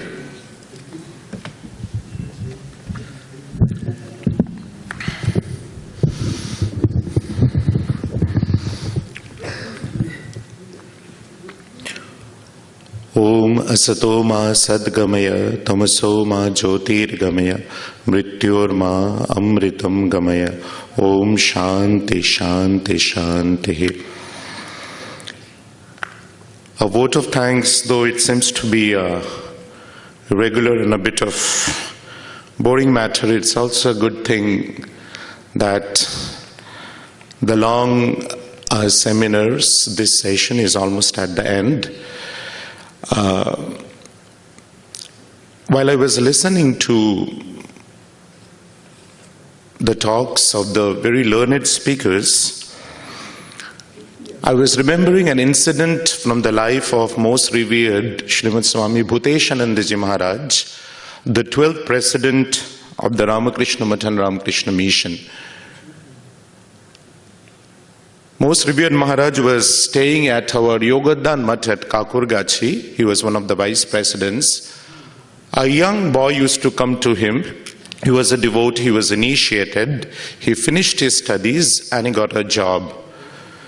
And he got a managerial job, and it was so that one of his first assignments was to present in front of the authorities the monthly report of their group. For some reason, the task that was given to them was not completed, and the other members of the group advised the leader of the group that he can make up a story and just present to the authorities that the assignment has been done, and then they can just complete the work in their own spare time.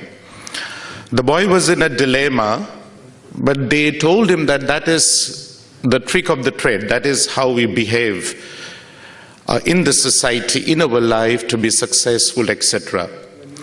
He did so. He felt quite happy because others praised him. But later when he came to the ashrama, he felt the conscience of his guilt. And he went to Most Revered Maharaj and asked him that when I was in my office and when I did that, I didn't feel that I was wrong. I felt I was right. Then why do I feel that I am wrong now? Then Most Revered Maharaj told something which I really gathered from these learned deliberations in this opening session. Revered Maharaj said, in Bengali he said, "Amader shokoler moddhe ekti bostu ache." He didn't say divyata, he didn't say Atman, he didn't say Brahman. He said, "Amader shokoler moddhe ekti bostu ache, ja holo manushotto." যা আমাদেরকে বলে দেয় যে মানুষের কি করা উচিত এবং কি করা উচিত নয়। So when we refer to the lives of these great people, whether in the Ramayana or in the Mahabharata, not as divine beings, not as deities, but just like human beings like you and me, then we get the reference of what we should do in the realm of morality and ethics. This first session, the inaugural session of the seminar on Indian epics and the human condition, was really a treat not only for our ears, it was not only a very scholarly session, but also guidances for our life, how we should live our lives. We are indeed very thankful to Revered Swami Supananandaji Maharaj for putting a very pertinent question that at the end, there is not a final word about morality. We have to search it for ourselves. We are very thankful to him.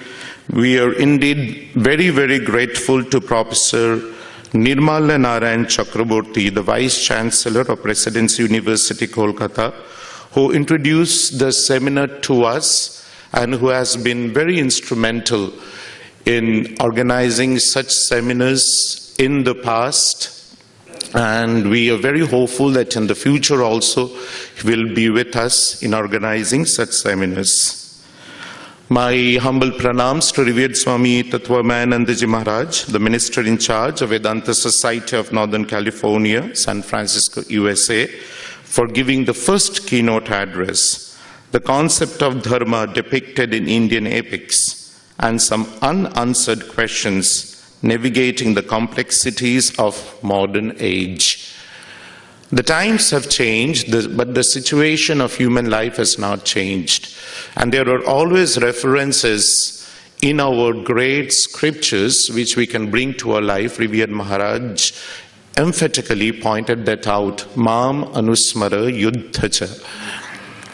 We are very, very thankful to Professor Ashok Vohra for his keynote address on the notion of Āpad Dharma. He is a formerly professor, Department of Philosophy, University of Delhi, New Delhi.